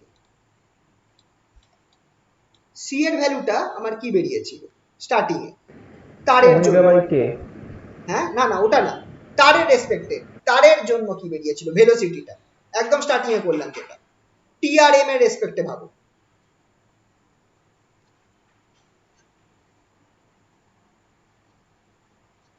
এইটা ছিল কিনা বলো। হ্যাঁ স্যার। তাহলে দেখো এইটা যেটা আমরা পাচ্ছি সেটা হচ্ছে তার কত প্রকার ভাবে ভাইব্রেট করতে পারে, আর তারের ভাইব্রেশনের কত প্রকার ফ্রিকোয়েন্সি পসিবল সেইগুলো আমি পাচ্ছি। এন এর নিউ যেটা আছে এই ফ্রিকোয়েন্সি এরও অনেকগুলো ভ্যালু রয়েছে, প্রত্যেক ভ্যালুগুলো আমাকে তারটার যে ভাইব্রেশনের আলাদা আলাদা ফ্রিকোয়েন্সির মান দিচ্ছে। হয়ে যাবে 1 by 2 l root over t by l. Nu 2টা হচ্ছে আমার, হ্যাঁ বলো। স্যার এই ফর্মুলাটা ওরকম হয় না স্যার, মানে এটা হলো সিলিন্ডার থাকে ওর মধ্যে সাউন্ড মানে ওটা সেম ফ্লুইড জিনিস, ফ্লুইড সেম জিনিস, ফ্লুইডের একদম সেম জিনিস। ওটা হলো সিলিন্ডার, ওটা হচ্ছে ওই তোমার পাইপ যেটাকে বলি আমরা open pipe and close pipe, ওখানেও সেম জিনিস হচ্ছে, ওখানেও স্ট্যান্ডিং ওয়েভ তৈরি হচ্ছে, তারের ক্ষেত্রেও স্ট্যান্ডিং ওয়েভ তৈরি হচ্ছে। ওখানটায় শুধু তোমার ওই যেটা তুমি বললে যে ডেনসিটি অফ ওয়াটার থাকে, আর ওইখানে আরেকটা কি যেন থাকে, প্রেসার থাকে আই থিঙ্ক। টিআরএম এর জায়গায় কি থাকে জানো ওখানটায়, না কে থাকে আই থিঙ্ক, ওটা মনে পড়ছে না, কিন্তু ফর্মুলাটা এরকমই থাকে। আর এটা হচ্ছে একটা স্ট্রেচ স্ট্রিং এর জন্য, এটা সোনোমিটার তোমরা যদি কেউ এক্সপেরিমেন্ট করে স্যার শুধু ওইটা root over of k by m থাকে, এখানে টি বাই এম আছে। হ্যাঁ হ্যাঁ k by m, k by এমটা হচ্ছে বাল্ক মডিউলাস, কেটা হচ্ছে বাল্ক মডিউলাস, আর এইটা হচ্ছে টি থাকছে টেনশন সোনোমিটারের ক্ষেত্রে, এটা হচ্ছে সোনোমিটার, ল অফ সোনোমিটার। এই জিনিসটা হচ্ছে ল অফ সোনোমিটার। একটা তারকে তুমি যদি ভাইব্রেট করাও, তারটার কতটা তুমি লেন্থ রেখেছো সেই হিসাবে তার কম্পাঙ্ক, তার ভাইব্রেশনের ফ্রিকোয়েন্সিটা চেঞ্জ হবে।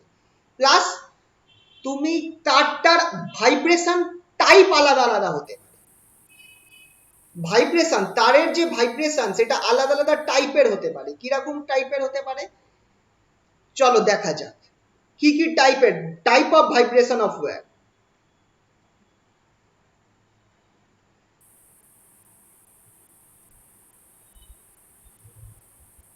তারের যে ভাইব্রেশনটা রয়েছে সেটা আমার দেখা যাবে যে আলাদা আলাদা রকমের হতে পারে। কিরকম হতে পারে, সবার আগে আমি n ইকুয়ালস টু, আচ্ছা এইটা করার আগে আমরা একটা কাজ করি, n ইকুয়ালস টু 1 ধরি। আচ্ছা তার আগে একটা কাজ করি, k এর ভ্যালুটা কি ছিল, এই k এর ভ্যালুটা ছিল k equals to kn equals to n pi x, n pi x by l, x pi x থাকছে না, kn equals to x by l, n pi by l, এই জিনিসটা আমার ছিল k এর ভ্যালু।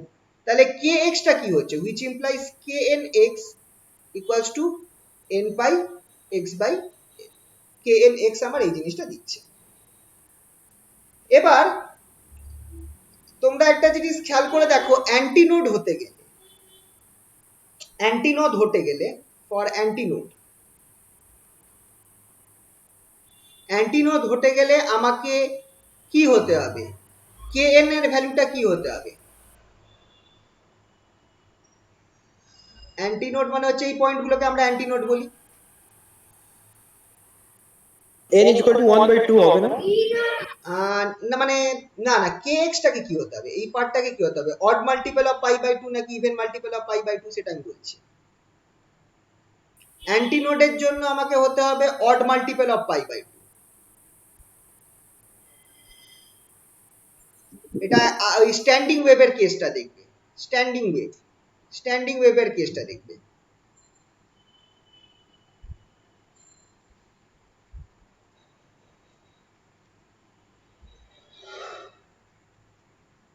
এটা হচ্ছে স্টেশনারি ওয়েভের কেস বা স্থানু তরঙ্গ।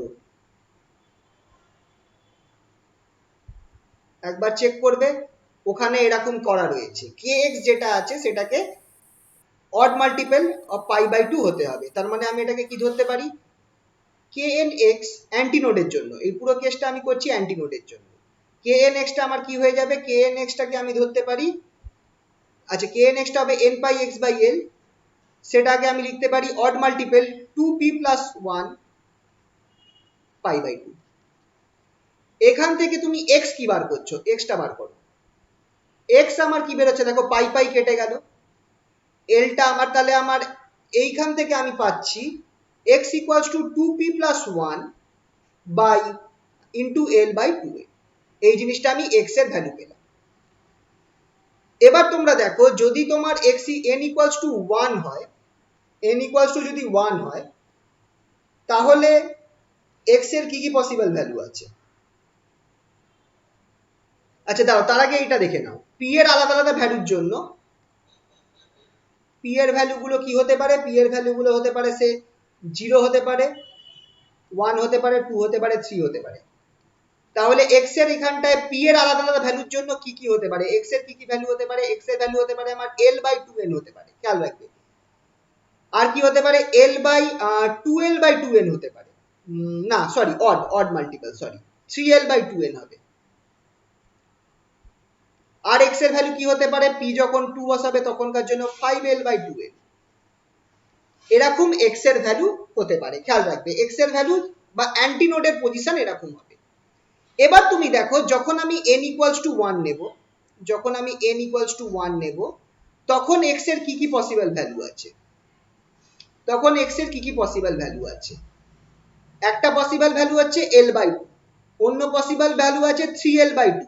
আচ্ছা 3l বাই 2 কিন্তু আমার গ্রেটার দেন l হয়ে যাচ্ছে, এটাকে কিন্তু ধরা যাবে না, কারণ আমার বলা রয়েছে যে তারটা যেটা রয়েছে সেটা কোন দুটো পয়েন্টের মধ্যে আছে, ভাইব্রেট করছে 0 থেকে l, এই দুটো পয়েন্টের মধ্যে আমার তারটা ভাইব্রেট করছে ফ্রম 0 টু l। আর 3l বাই 2 টা সেটা আমার কিন্তু l এর থেকে বড়, তাহলে বাইরে চলে গেল। তাহলে একমাত্র আমার কোন পয়েন্টে অ্যান্টিনোড হবে, কোন পয়েন্টে অ্যান্টিনোড হবে, এই পয়েন্টটায় অ্যান্টিনোড হবে l বাই 2 তে।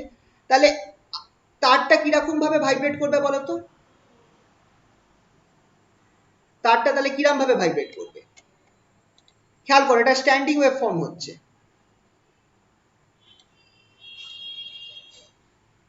তারটা এরম ভাবে ভাইব্রেট করবে কিনা বলো, এটা ম্যাক্সিমাম, মানে এইটা হচ্ছে নর্মাল ভাইব্রেশন। তুমি একটা গার্ডারকে, একটা ছেঁড়া কেটে যাওয়া গার্ডারকে টান টান করে ধরে মাঝখান থেকে একটুখানি টেনে দাও, এইভাবে ভাইব্রেশনটা হবে, নর্মাল ভাইব্রেশন। একটা তুমি গার্ডারকে ধরে টান পেরে মাঝখান থেকে টেনে ছেড়ে দাও, যে টাইপের ভাইব্রেশন দেখবে সেই ভাইব্রেশনটা হচ্ছে এটা। এই ভাইব্রেশনটা কখন হবে, এই ভাইব্রেশনটা হবে যখন n ইকুয়ালস টু 1 হবে।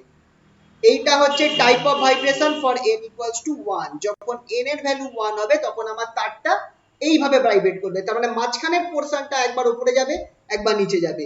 বুঝতে পারছো তো ভাইব্রেশনটা কিরকম হচ্ছে, একটুখানি বলো আমাকে এই জায়গাটা। এটা pi by 2 condition, pi by 2 বুঝলাম, হ্যাঁ odd multiple of pi by 2 অ্যান্টিনোডের জন্য, অ্যান্টিনোড মানে ম্যাক্সিমাম পজিশন।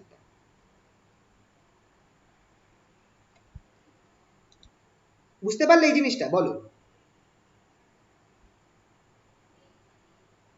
মানে এখানে একটা স্ট্যান্ডিং ওয়েভ তৈরি হচ্ছে, মানে তারটা এই ওয়েভটা কোথাও যাচ্ছে না, বা তুমি দেখবে কি যে তারটা ভাইব্রেট করবে।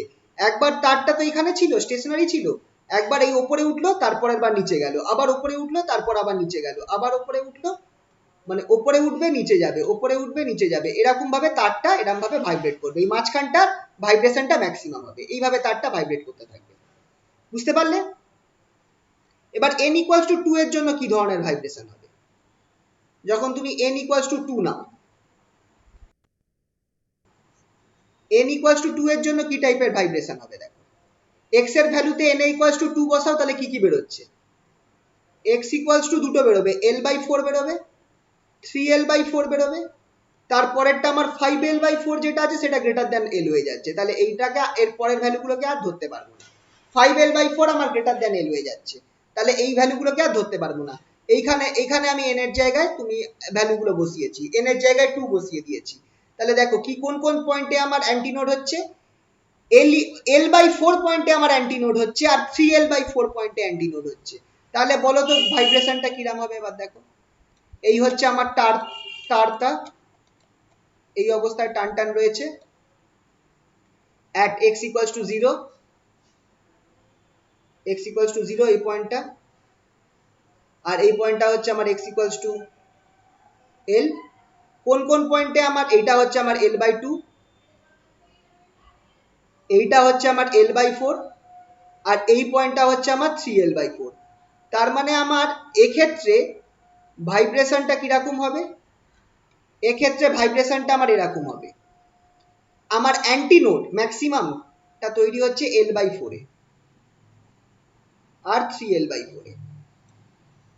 তার মানে একটা মোমেন্টে তারটা আমার এরম ভাবে এই অবস্থায় থাকবে, তারপরের মোমেন্টে তারটা কি হবে, এরম অবস্থায় চলে যাবে, যেহেতু এটা একটা স্টেশনারি ওয়েভ, একটা স্ট্যান্ডিং ওয়েভ তৈরি করছে, স্টেশনারি ওয়েভ বা স্থানু তরঙ্গ তৈরি করছে। আহা বড় হয়ে গেল, একই সাইজের হতে হবে।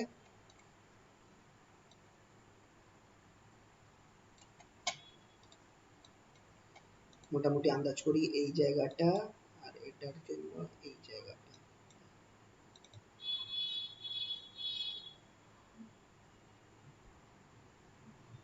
হ্যাঁ তারটা আমার ঠিক এইভাবে ভাইব্রেট করবে, তারটা আমার ঠিক এইভাবে ভাইব্রেট করবে, বুঝতে পারছো কি? তোমার এক মোমেন্টে তারটা তোমার এইখানে যাবে, সেই মোমেন্টে এই অংশটা নিচে যাবে, তারপরের মোমেন্টে এই অংশটা আমার নিচে আসবে আর এই অংশটা উপরে আসবে, এইভাবে তারটা ভাইব্রেট করবে, বুঝতে পারছো? এইটা হচ্ছে কোন টাইপের ভাইব্রেশন, যখন আমার n ইকুয়ালস টু 2 হবে। বুঝতে পারলে কিনা বলো?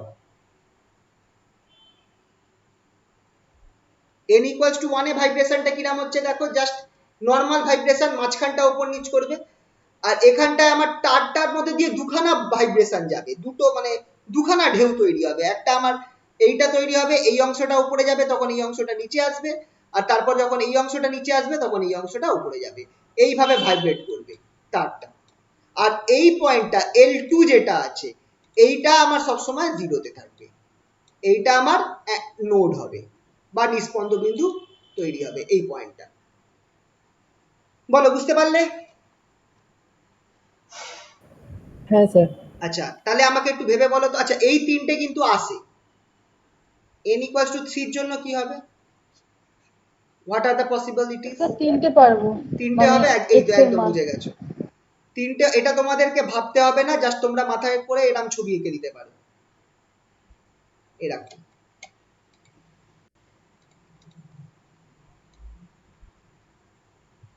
আর এই n equals to 3 অবধি কিন্তু আঁকতে বলে, এরকম হবে, এটা হচ্ছে আমার l/6, এটা সরি এইটা l/6 হবে না, যেখানে আমার অ্যান্টিনোড তৈরি হবে সেটা l/6 হবে, কারণ এখানটা আমি 3 বসিয়েছি, এই পয়েন্টটা হবে আমার l/6, এটা হবে আমার 3l/6, আর এই পয়েন্টটা হবে আমার 5l/6, এটা হচ্ছে l আর এটা হচ্ছে 0। তাহলে বুঝতে পারলে তো ভাইব্রেশনের কেসগুলো কিরকম ভাবে ভাইব্রেশন হচ্ছে না হচ্ছে, কারণ এক্ষেত্রে আমার l equals to formula, l equals to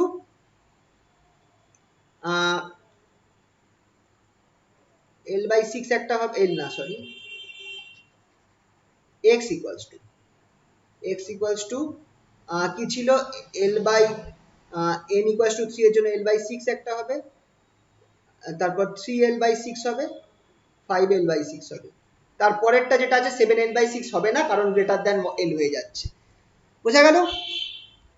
তো এইগুলো কিন্তু আসে, এই যে n এর প্রত্যেক ভ্যালু গুলো রয়েছে, প্রত্যেক n এর ভ্যালুর জন্য আলাদা আলাদা টাইপের ভাইব্রেশন হচ্ছে, n এর প্রত্যেক ভ্যালুগুলোকে আমরা নর্মাল মোডস বলবো। n এর প্রত্যেক ভ্যালুগুলোকে আমি নর্মাল মোডস বলবো। আর মিউ n এর প্রত্যেক ভ্যালুগুলোকে আমরা বলবো নর্মাল ফ্রিকোয়েন্সি।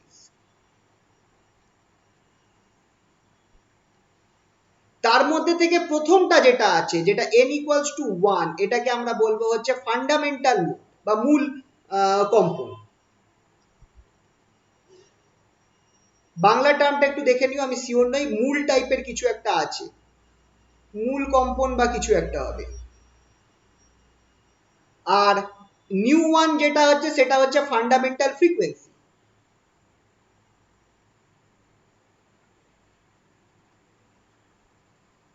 বা মূল কম্পাঙ্ক।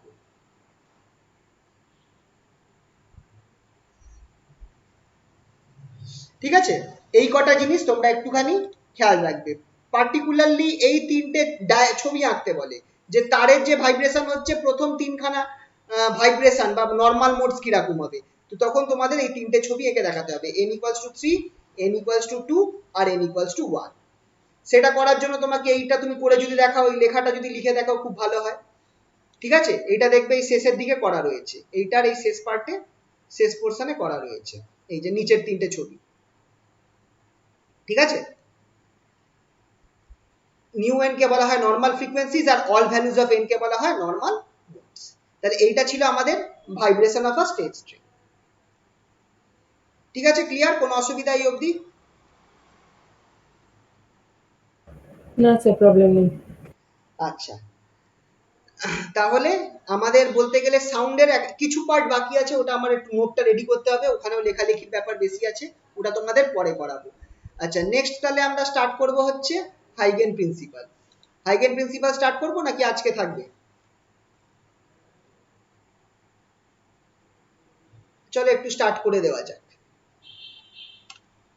হাইগেনস প্রিন্সিপাল অনেকটা লেখালেখির কেস আছে, তোমাদেরকে আমি এই দুটো পিডিএফ পাঠিয়ে দিয়েছি, এটা ইংলিশদের জন্য, আর এটা বাংলাদের জন্য। তোমরা এখান থেকে লেখার কেসগুলো তোমরা লিখে নিও, ঠিক আছে? আচ্ছা, এইটা আমি কলেজে ক্লাসও করিয়েছি হাইগেনস প্রিন্সিপালে, তোমরা যারা ছিলে মানে আমার কলেজের ক্লাস করেছো তারা হয়তো করে থাকতে পারো। অল্প স্বল্প স্টার্ট করা যাক হাইগেনস প্রিন্সিপালের স্টার্টিংটা। সবার আগে আমাদের এখানটায় ওয়েভ ফ্রন্টের ব্যাপারে জানতে হবে, ওয়েভ ফ্রন্ট বা তরঙ্গ মুখ।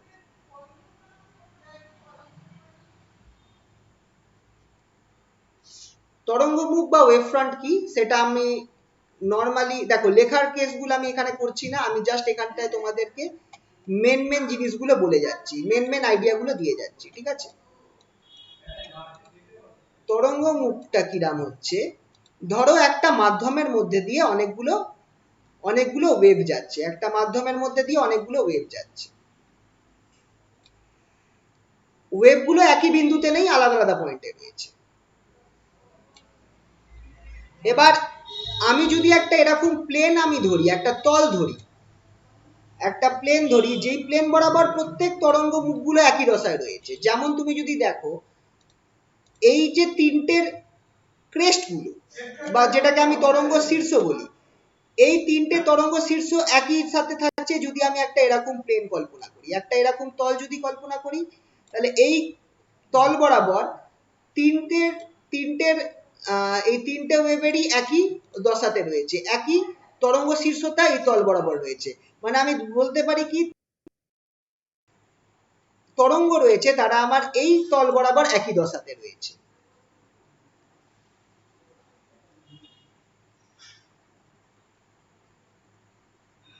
সেই অবস্থায় তখন আমার এই জিনিসটাকে আমি কি বলতে পারবো, এইটাকে আমি বলবো তরঙ্গ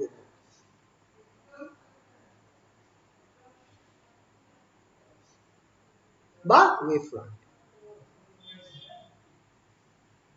এইখানটায় কি আছে, plane along which all waves are in same phase.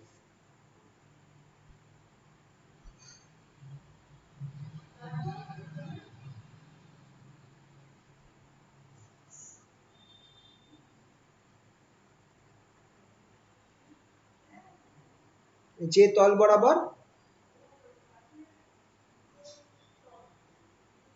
প্রতিটি তরঙ্গ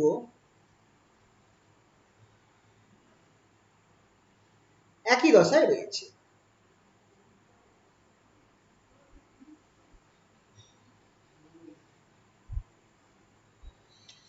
ঠিক আছে, তো এটা হচ্ছে ফার্স্ট আইডিয়া তরঙ্গমুখের। এবার তরঙ্গমুখ কি টাইপের হতে পারে? যদি আমার তরঙ্গগুলো মানে অসীম দূরত্ব থেকে আসে তাহলে সব তরঙ্গগুলো কি হবে? প্যারালেল হবে। যদি অসীম দূর থেকে আমার তরঙ্গগুলো আসে তাহলে যে ওয়েভস গুলো রয়েছে যে সেগুলো সবাই প্যারালেল হচ্ছে,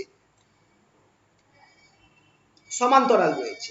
এক্ষেত্রে যদি আমি তরঙ্গমুখ আঁকি সেটা আমার কি হবে? একটা প্লেন হবে, কারণ এটা ঠিক আগের ছবিটার মতোই, এখানটায় তরঙ্গমুখটা একটা প্লেন ছিল, তো এটাকে আমি বলবো হচ্ছে plane wave front. Plane wave front বা সমতল তরঙ্গমুখ।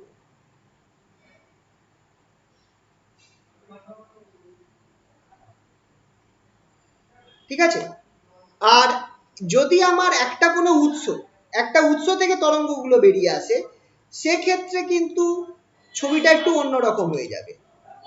ধরো এরকম একটা উৎস রয়েছে, একটা সোর্স রয়েছে, আচ্ছা এটা আঁকার জন্য আমি করবো কি, আগে আমি তরঙ্গটা এঁকে দিই, আগে তরঙ্গ মুখটা এঁকে দিলাম, তাহলে আমার আঁকতে সুবিধা হবে। আমি ধরে নিচ্ছি এই যে তরঙ্গ মুখ দিয়ে প্রত্যেক তরঙ্গের তৃতীয় ঢেউটা যাবে, প্রত্যেক তরঙ্গের তৃতীয় ঢেউটা এর মধ্যে দিয়ে যাবে।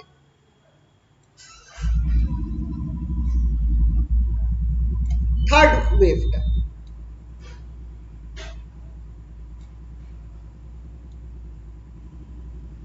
আচ্ছা এটা ছোট হয়ে গেল।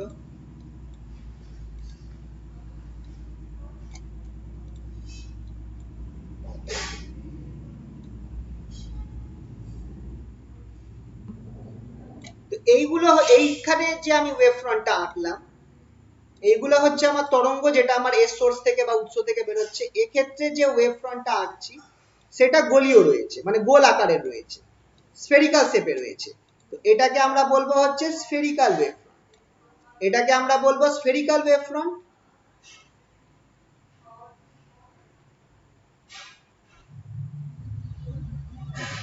বা গোলীয় তরঙ্গ।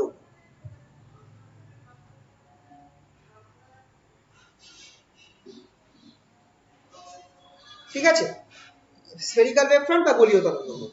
এছাড়া আরেকটা টাইপ হয়, সেটা আমি তোমাদের নোটে দিইনি, সেটা হচ্ছে যদি আমার একটা এরকম কোনো একটা মানে লেন্থ থাকে, যেটাকে আমরা বলবো হচ্ছে একটা এরকম স্ট্রেট লাইন রয়েছে, এরকম একটা মানে সোর্স রয়েছে, স্ট্রেট সোর্স, সেখান থেকে যে তরঙ্গগুলো বেরোবে সেই তরঙ্গগুলো আমার একটা সিলিন্ডারের মধ্যে থাকবে, সেই তরঙ্গগুলো একই দশায় একটা সিলিন্ডারের মধ্যে থাকবে,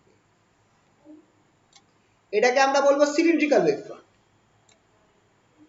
এবার তোমাদের পাশের বইতে আমি কিন্তু সিলিন্ড্রিক্যাল ওয়েভ ফ্রন্টের সেরাম কেস পাইনি, তাই জন্য এইটা আমরা বাদ রাখতে পারি।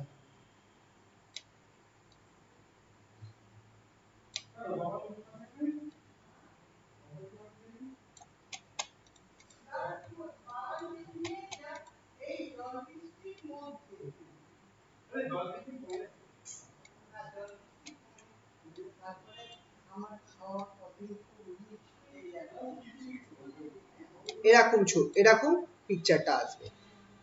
এইটা হচ্ছে আমাদের সিলিন্ড্রিক্যাল ওয়েভ ফ্রন্ট, যদি আমার একটা সিলিন্ড্রিক্যাল ওয়েভ ফ্রন্ট বলবো এটাকে আমরা।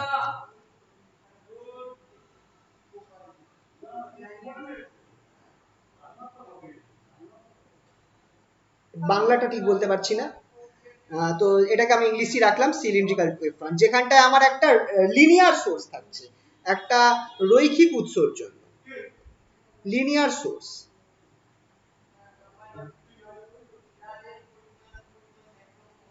লিনিয়ার সোর্স, ঠিক আছে, সেটার জন্য আমার এরকম একটা পিকচার আসছে। ঠিক আছে, তো এই পার্টটাও তো লাগবে না তোমাদের, আমি এখানটায় দেখবে এই পার্টটাতে দেখবে এইখানটায় তরঙ্গ মুখের কেসগুলো বলেছি, কি টাইপের ওয়েভস হয়, ওয়েভ ফ্রন্টস কিরকম হয়, স্ফেরিক্যালটাই বলেছি আর প্লেনটাই বলেছি, সিলিন্ড্রিক্যালটা এক্ষেত্রে বলিনি। ঠিক আছে, বাংলায় যারা আছে তারাও দেখতে পারো, এই একই জিনিস এখানটায় করা রয়েছে। আচ্ছা, তরঙ্গ কিভাবে তুমি তরঙ্গের মোশনটা দেখাবে, তরঙ্গ মুখের মোশনটা তুমি কিভাবে দেখাবে সেটা একটু দেখে রাখো। ধরো রিফ্লেকশন হচ্ছে, এই পার্টটা আমরা বলেওছিলাম রিফ্লেকশন হচ্ছে। ধরো একটা এটা আয়না রয়েছে, আয়নার মধ্যে রিফ্লেকশন হচ্ছে। তো যখন আলোক রশ্মি রিফ্লেকশন হয় তখন সেই রিফ্লেকশনটা আমরা কিভাবে দেখাই? আলোক রশ্মি রিফ্লেকশনটা আমরা কিভাবে দেখাই? এইভাবে দেখাই, এই আলোটা এসে পড়লো, পরে এইভাবে চলে গেল। This is reflection of a light ray or light wave, reflection of a light রে।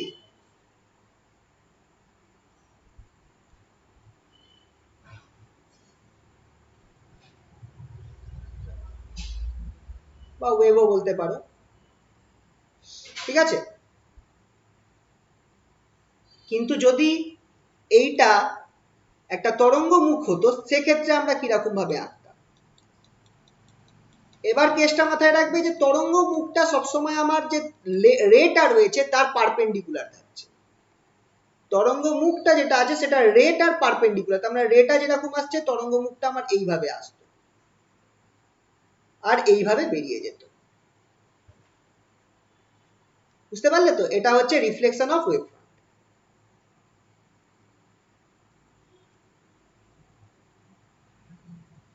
বলো এই অবধি কারুর কোনো অসুবিধা?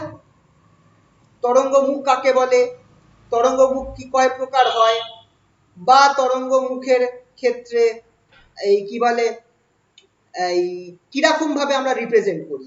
যেমন ধরো এই ওয়াইফাই যেটা দেখায় না, ঠিক যে ওয়াইফাই কিরকম দেখায় এরকম ভাবে দেখায় না, এটাও কিন্তু তোমার ওয়েভ ফ্রন্টটাকেই দেখাচ্ছে। ওয়েভ ফ্রন্টটা আমার এইভাবে বাড়ছে। বুঝতে পারছো? বলো এই অবধি কারোর কোনো অসুবিধা থাকলে বলো।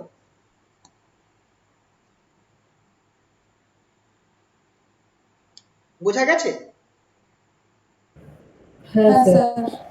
আচ্ছা, এরপরে হাইগেন্স প্রিন্সিপাল আসছে। হাইগেন্স প্রিন্সিপাল কি বলছে দেখো, এখানে হাইগেন্স প্রিন্সিপাল লেখা রয়েছে পয়েন্ট ওয়াইজ, এখান থেকে তোমরা লিখতে পারবে। সেম জিনিস বাংলা ইংলিশে একই জিনিসই লিখেছি প্রায়, যাতে তোমাদের অসুবিধা না হয়। তোমরা বই থেকেও চাইলে লিখে নিতে পারো। হাইগেন্স প্রিন্সিপাল কি বলছে যে ধরো একটা তরঙ্গ মুখ রয়েছে, ধরো একটা তরঙ্গ মুখ রয়েছে, আমি তোমাদেরকে করছি কি একদম মেন আইডিয়াটা বোঝাচ্ছি। এটা একটা তরঙ্গ মুখ রয়েছে এবি। এবার এই এবি থেকে তুমি এখানটায় যতগুলো পয়েন্টস তুমি ধরতে পারো এবির মধ্যে, ধরো এই আমি দুটো পয়েন্ট ধরলাম, আমি অসীম সংখ্যক পয়েন্ট এবির মধ্যে ধরতে পারি, আমি আপাতত দুটো পয়েন্ট ধরলাম এবির মধ্যে, তিনটে পয়েন্ট ধরলাম, এই পয়েন্ট 1, পয়েন্ট 2 আর পয়েন্ট 3। এরা কি করবে বলতো, এরা মানে হাইগেন এটা কল্পনা করেছিল তরঙ্গর মোশনটাকে বোঝার জন্য, হাইগেন এই জিনিসটা কল্পনা করেছিলেন। কি করেছিলেন উনি বলেছিলেন যে যখন একটা তরঙ্গ মুখ রয়েছে, তরঙ্গ মুখের প্রত্যেকটি বিন্দু কি করবে, অনুতরঙ্গকে সৃষ্টি করবে। অনুতরঙ্গ মানে তার মধ্যে থেকে এরকম ভাবে তরঙ্গ বেরিয়ে আসছে বা ওয়েভস বেরিয়ে আসছে, ওয়েভলেটস, এগুলোকে আমরা বলবো অনুতরঙ্গ বা সেকেন্ডারি ওয়েভলেটস। আর এই ওয়েভস গুলো সব দিকে বেরোবে, মানে সামনেও বেরোবে পেছনেও বেরোবে।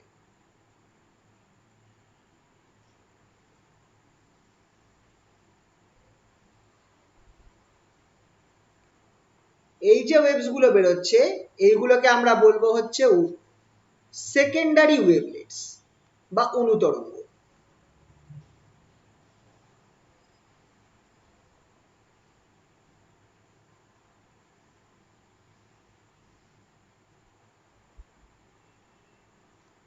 ঠিক আছে, তো এইখানটায় দেখতে পারো ফার্স্ট কথাটা যে ইন আ হোমোজিনিয়াস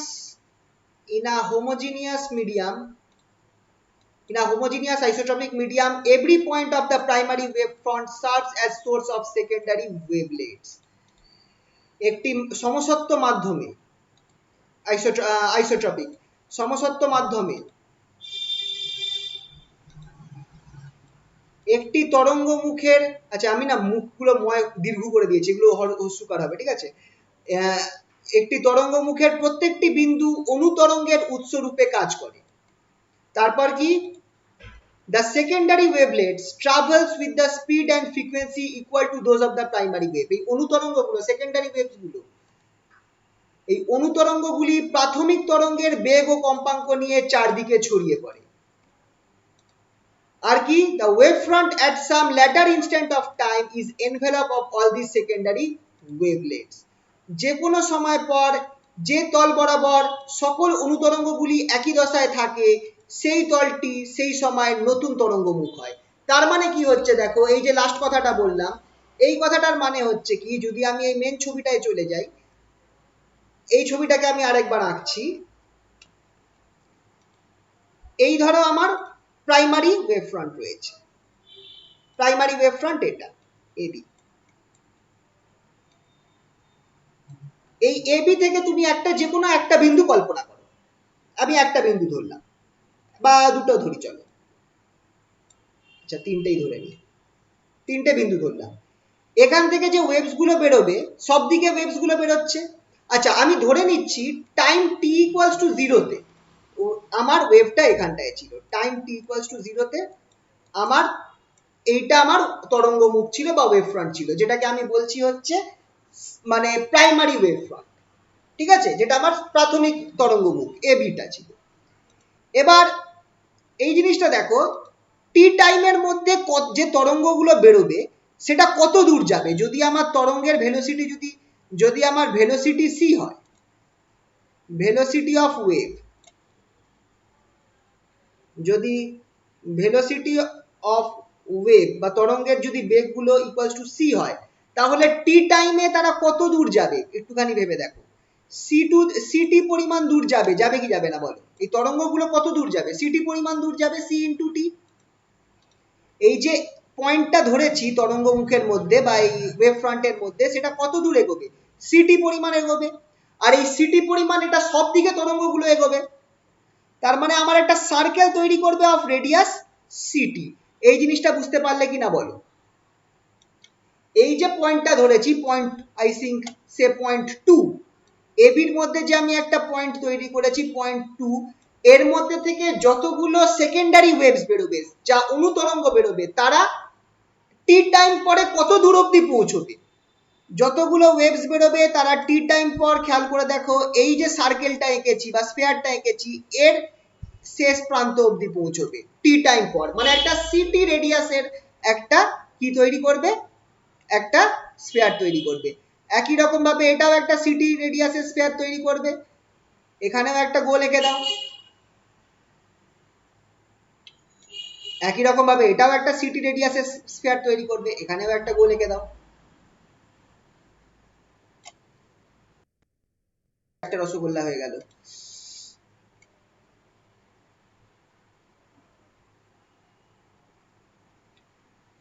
ঠিক আছে, তাহলে এরকম ভাবে প্রত্যেক যতগুলো পয়েন্ট আমি ধরতে পারি, আমি এখানটায় মাত্র 3টে পয়েন্ট ধরেছি, 1 2 and 3, যতগুলো পয়েন্ট ধরতে পারো প্রত্যেক পয়েন্টগুলো এরকম করে একটা স্ফিয়ার তৈরি করবে। স্ফিয়ার গুলো কি বা এই গোলকগুলো কি, যে অনুতরঙ্গগুলো বেরোচ্ছে আমার এই ওয়েভ ফ্রন্ট থেকে, তারা তো চারিদিকে ছড়িয়ে পড়ছে, সেই চারিদিকে ছড়িয়ে এরা এরকম একটা স্ফিয়ার মতো জিনিস, একটা গোলক তৈরি করছে।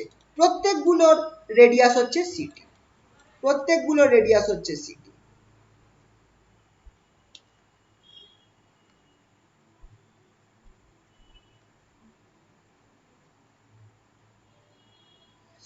তাহলে এবার যদি তোমাকে বলে যে তাহলে নতুন তরঙ্গ মুখ কোনটা, খেয়াল করে দেখো নতুন তরঙ্গ মুখের মধ্যে যতগুলো এই তরঙ্গগুলো রয়েছে, যতগুলো অনুতরঙ্গ রয়েছে, তাদেরকে কি থাকতে হবে, সমদশায় থাকতে হবে, সেম ফেজে থাকতে হবে। তো কিভাবে তুমি ধরতে পারো যে কোন তরঙ্গগুলো সেম ফেজে রয়েছে, তুমি এইখানে একটা এরকম ভাবে লাইন কাট করো, তুমি এই তিনটে স্ফিয়ারকে, যে তিনটে যে গোলক এঁকেছো, এই তিনটে গোলককে তুমি এইভাবে, আহা, তুমি এই তিনটে, আচ্ছা গোলকটাকে ছোট করে দিয়ে,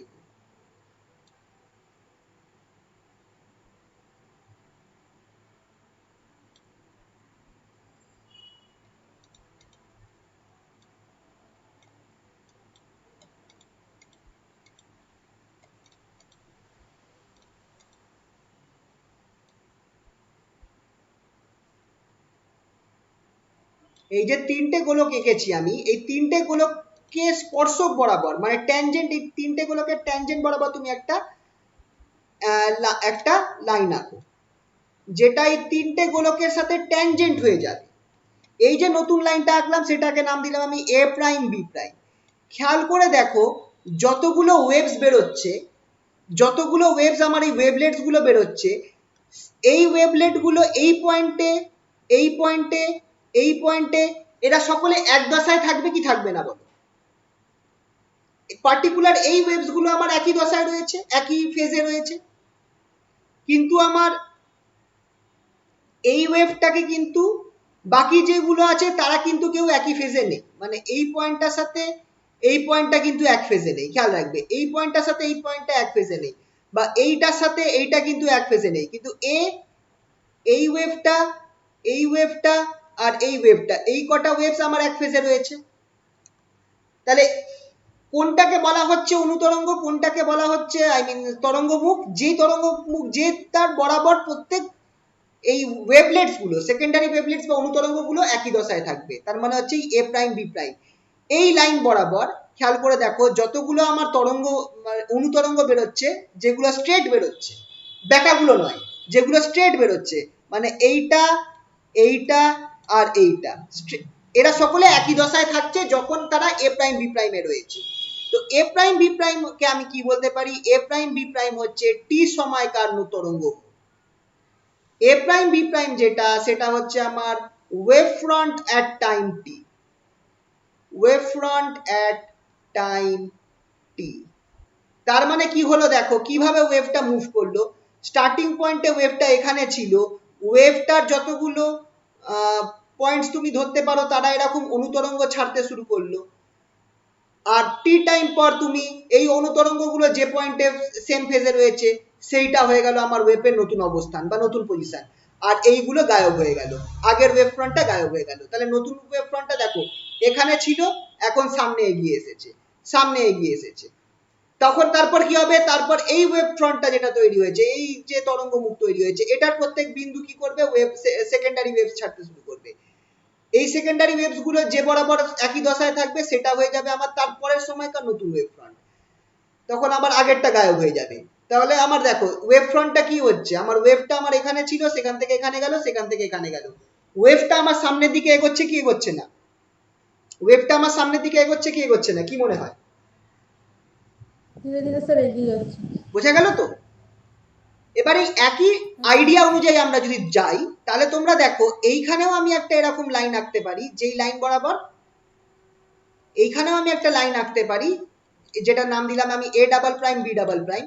এই বরাবরও কিন্তু আমার মনে হবে যে যতগুলো ওয়েভস আছে, যে ওয়েভস গুলো উল্টো দিকে যাচ্ছে, যে ওয়েভস গুলো উল্টো দিকে যাচ্ছে, কারণ অনুতরঙ্গ দিয়ে তো বলা হয়েছে যে প্রত্যেক ওয়েভস গুলো সব দিকে বেরোবে, তো যে ওয়েভস গুলো উল্টো দিকে যাচ্ছে তারা আমার এই লাইন বরাবর A double prime B double prime, এই তলটা বরাবর সবাই সেম সমদশায় রয়েছে। তাহলে এটাও তো আমার একটা ওয়েভ ফ্রন্ট হয়ে যাচ্ছে, এটাও তো আমার একটা ওয়েভ ফ্রন্টকে রিপ্রেজেন্ট করছে after time T, wave front after time T. তার মানে কি বলছে দেখো, যে একটা ওয়েভ যে ছিল, একটা যে আমার ওয়েভ ছিল এইরকম, সেটা আফটার টাইম টি তার থেকে একটা এরকম ওয়েভ বেরোবে যেটা সামনের দিকে এগোবে, আবার পেছনের দিকেও একটা ওয়েভ বেরোবে যেটা পেছনের দিকে যাবে।